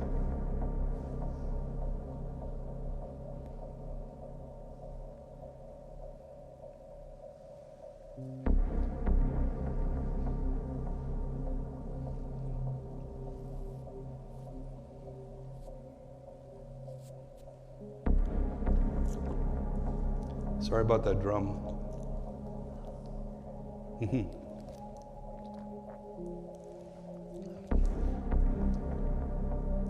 Look at the difference.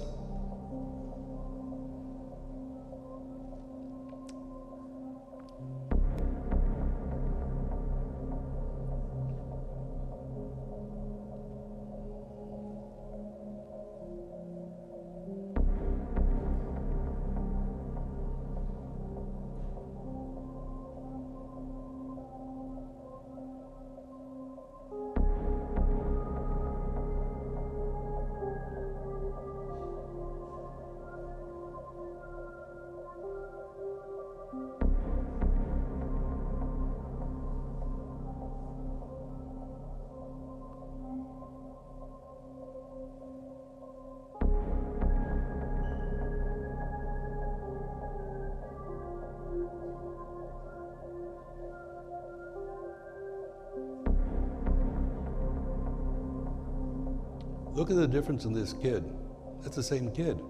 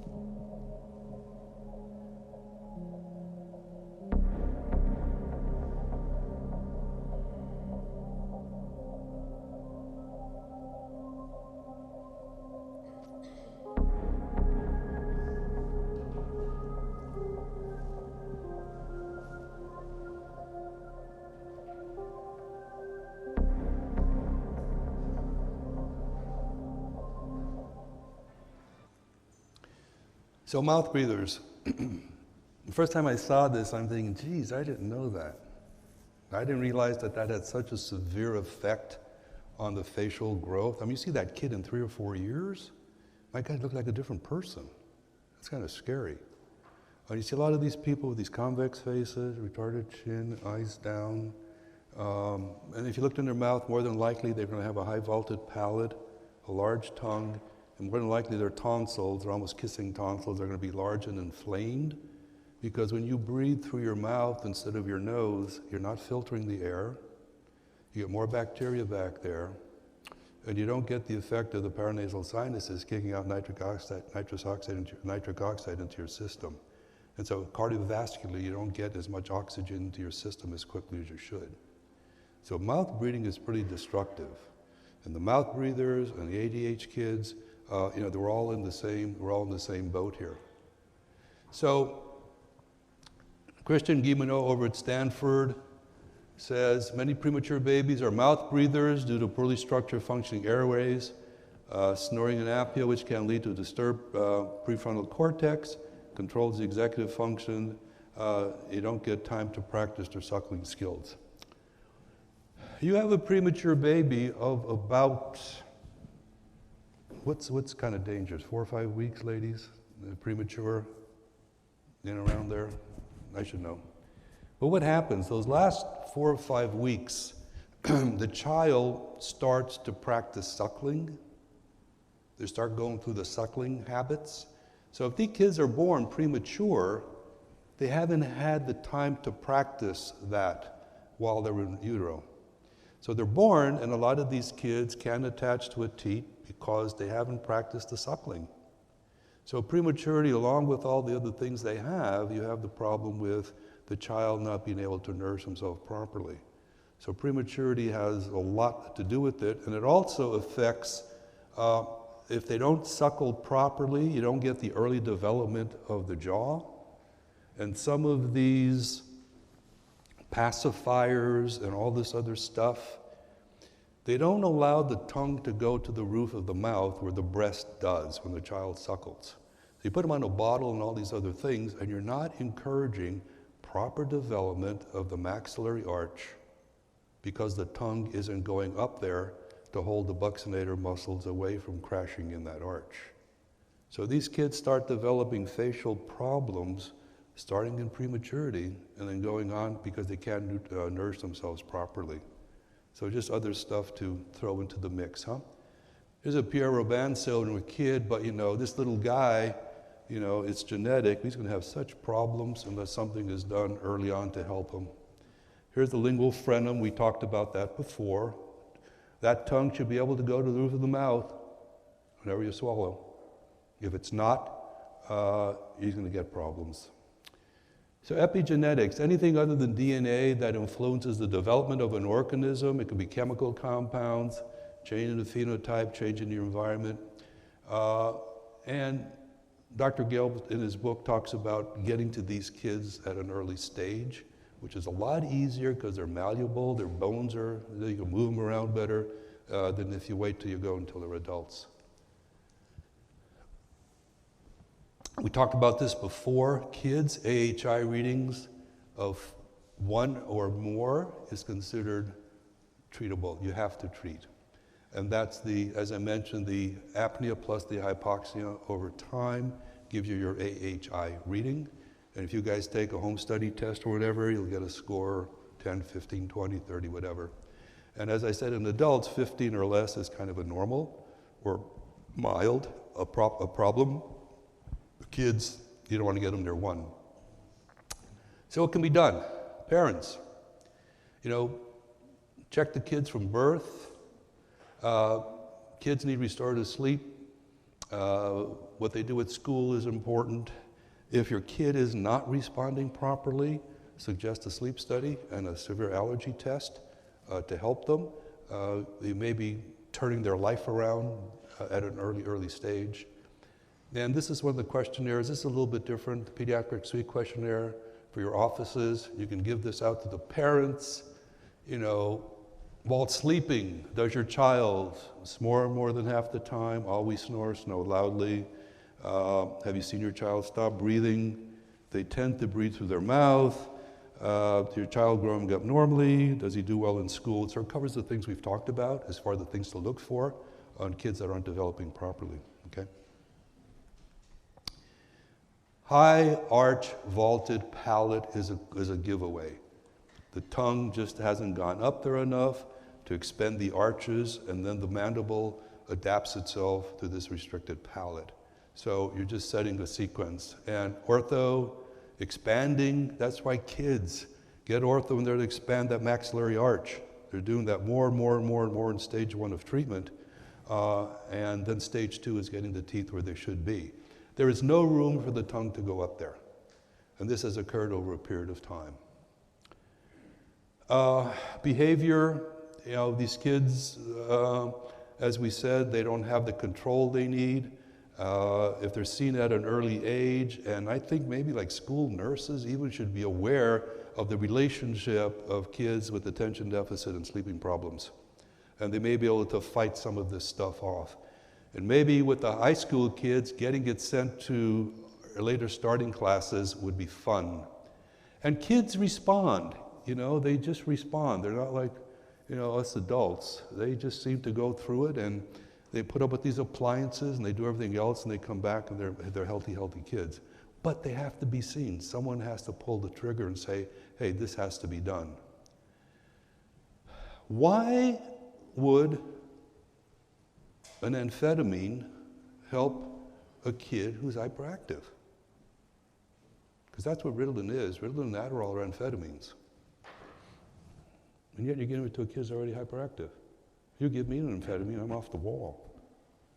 These kids. So what it does, somehow, it stimulates parts of the brain to develop more neutralizing products that calms them down a little bit.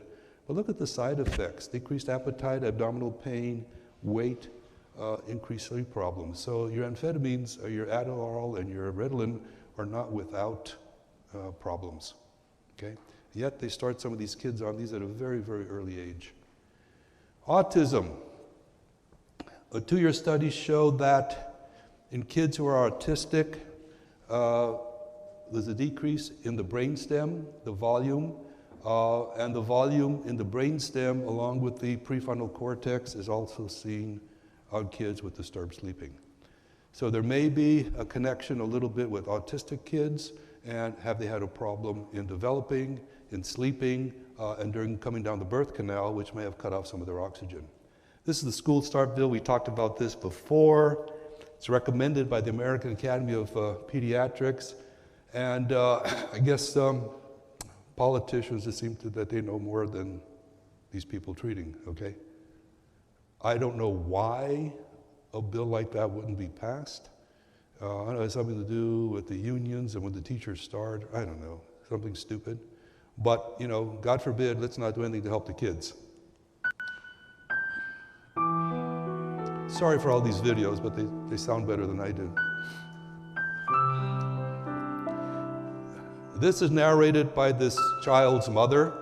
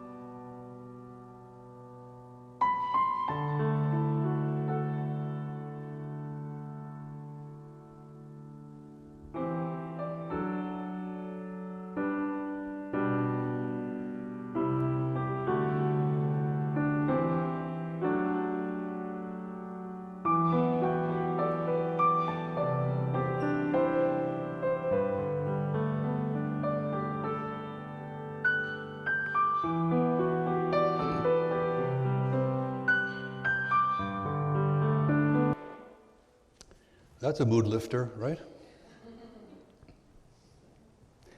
And we're talking about practice building and stuff.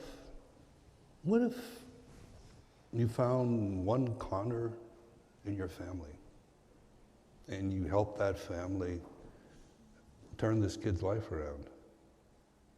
I think that gets around the school or around saying, hey, you know, this office did this, this, this, this, and this. Even the psychologist didn't know what to do.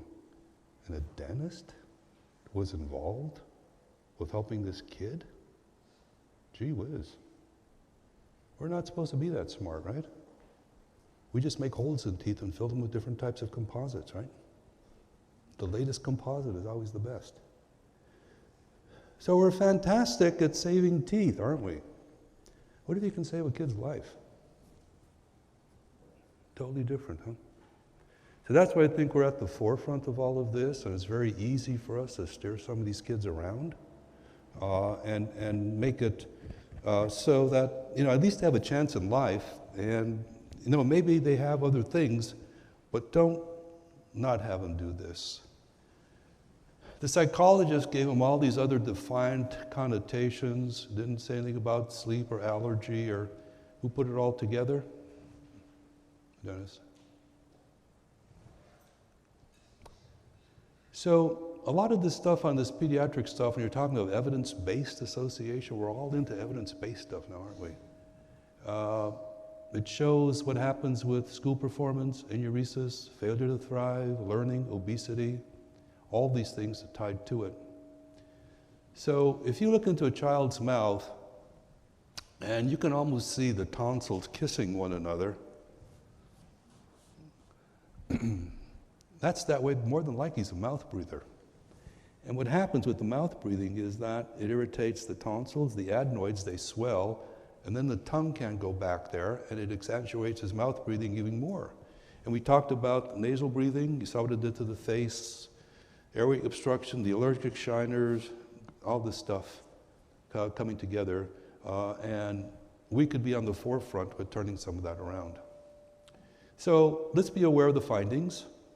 Add a basic sleep study, refer as necessary to an MD, and then if you want to advance your training, as I said, we have a mini residency and there are others around also.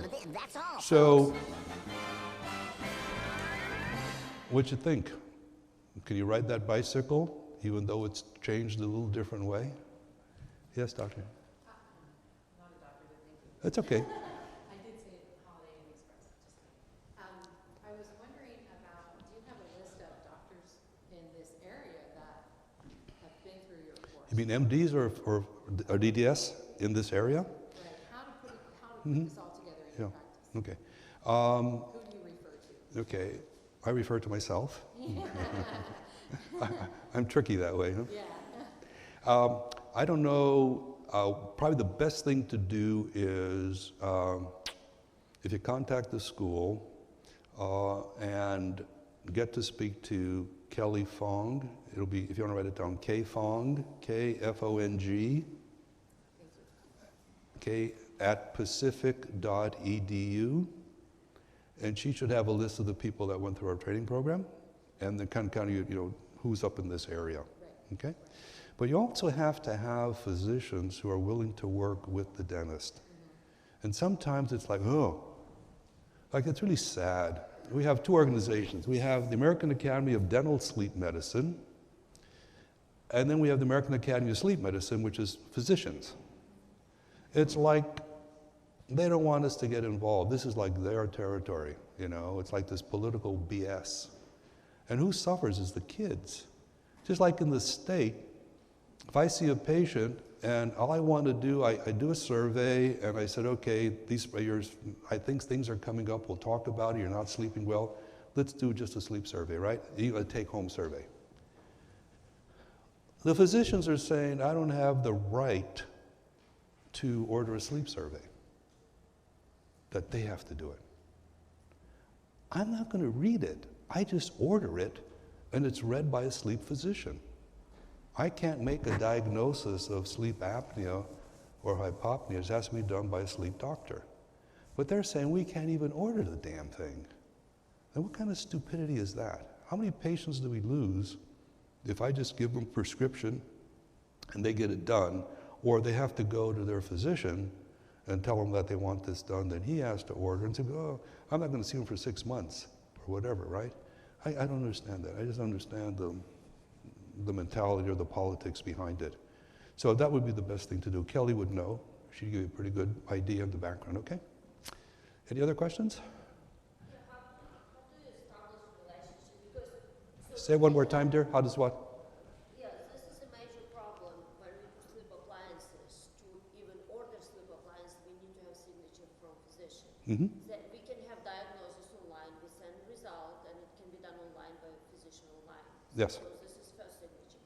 But second one is actual appliance from actual doctor of your patient. So how do we find it difficult to establish relationship? Well, that's where you have. Doctor, so you just send them fax and say, here it is, here's diagnosis, we do it, please sign. How difficult it is, Right. or how easy it is? Okay, so once you get a diagnosis, what the doctors say, once you get a diagnosis, the standard of care is a CPAP. Your sleep doctor is going to rec a CPAP machine. That's what they do. Okay, that's what they know. If the patient then says, I just can't tolerate this damn thing, you know, I can't wear it, it's not helping me. I feel claustrophobic, I just don't like this on my face. Then they can sign a release form. The doctor will sign a release form saying, you know, patient intolerant CPAP appliance, patient wants to try intraoral appliance. So as long as they sign that they can't tolerate the CPAP, and then we're okay to move forward. Yes, so how difficult to get it? From the physician? Yes. I know. What is your experience? Well, I work with doctors that I know. There's about 2 or 3 ENT, probably the best are ENT because they understand the problem more. So if you find 1 or 2 ENT doctors who understand your problem, understand that what you're trying to do, they're a lot more amenable with helping you move forward. Because what good is it to have a CPAP machine sitting on the countertop if it's not being used? That makes no sense at all.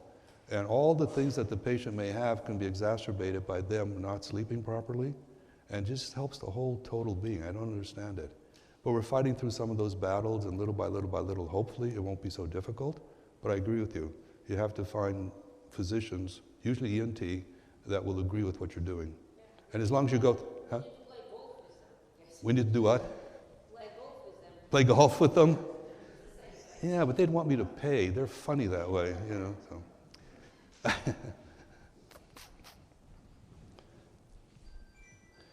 So it's a little before 12. Do you guys want to break for lunch now? Is that a good time for you guys, or is that a good time? Okay. What's their lunchtime break, or you're in charge of that, so. Absolutely. We are offering additional time, 90 minutes to get lunch in the area or wherever you'd like, and then be back here in 90 minutes. That would be great.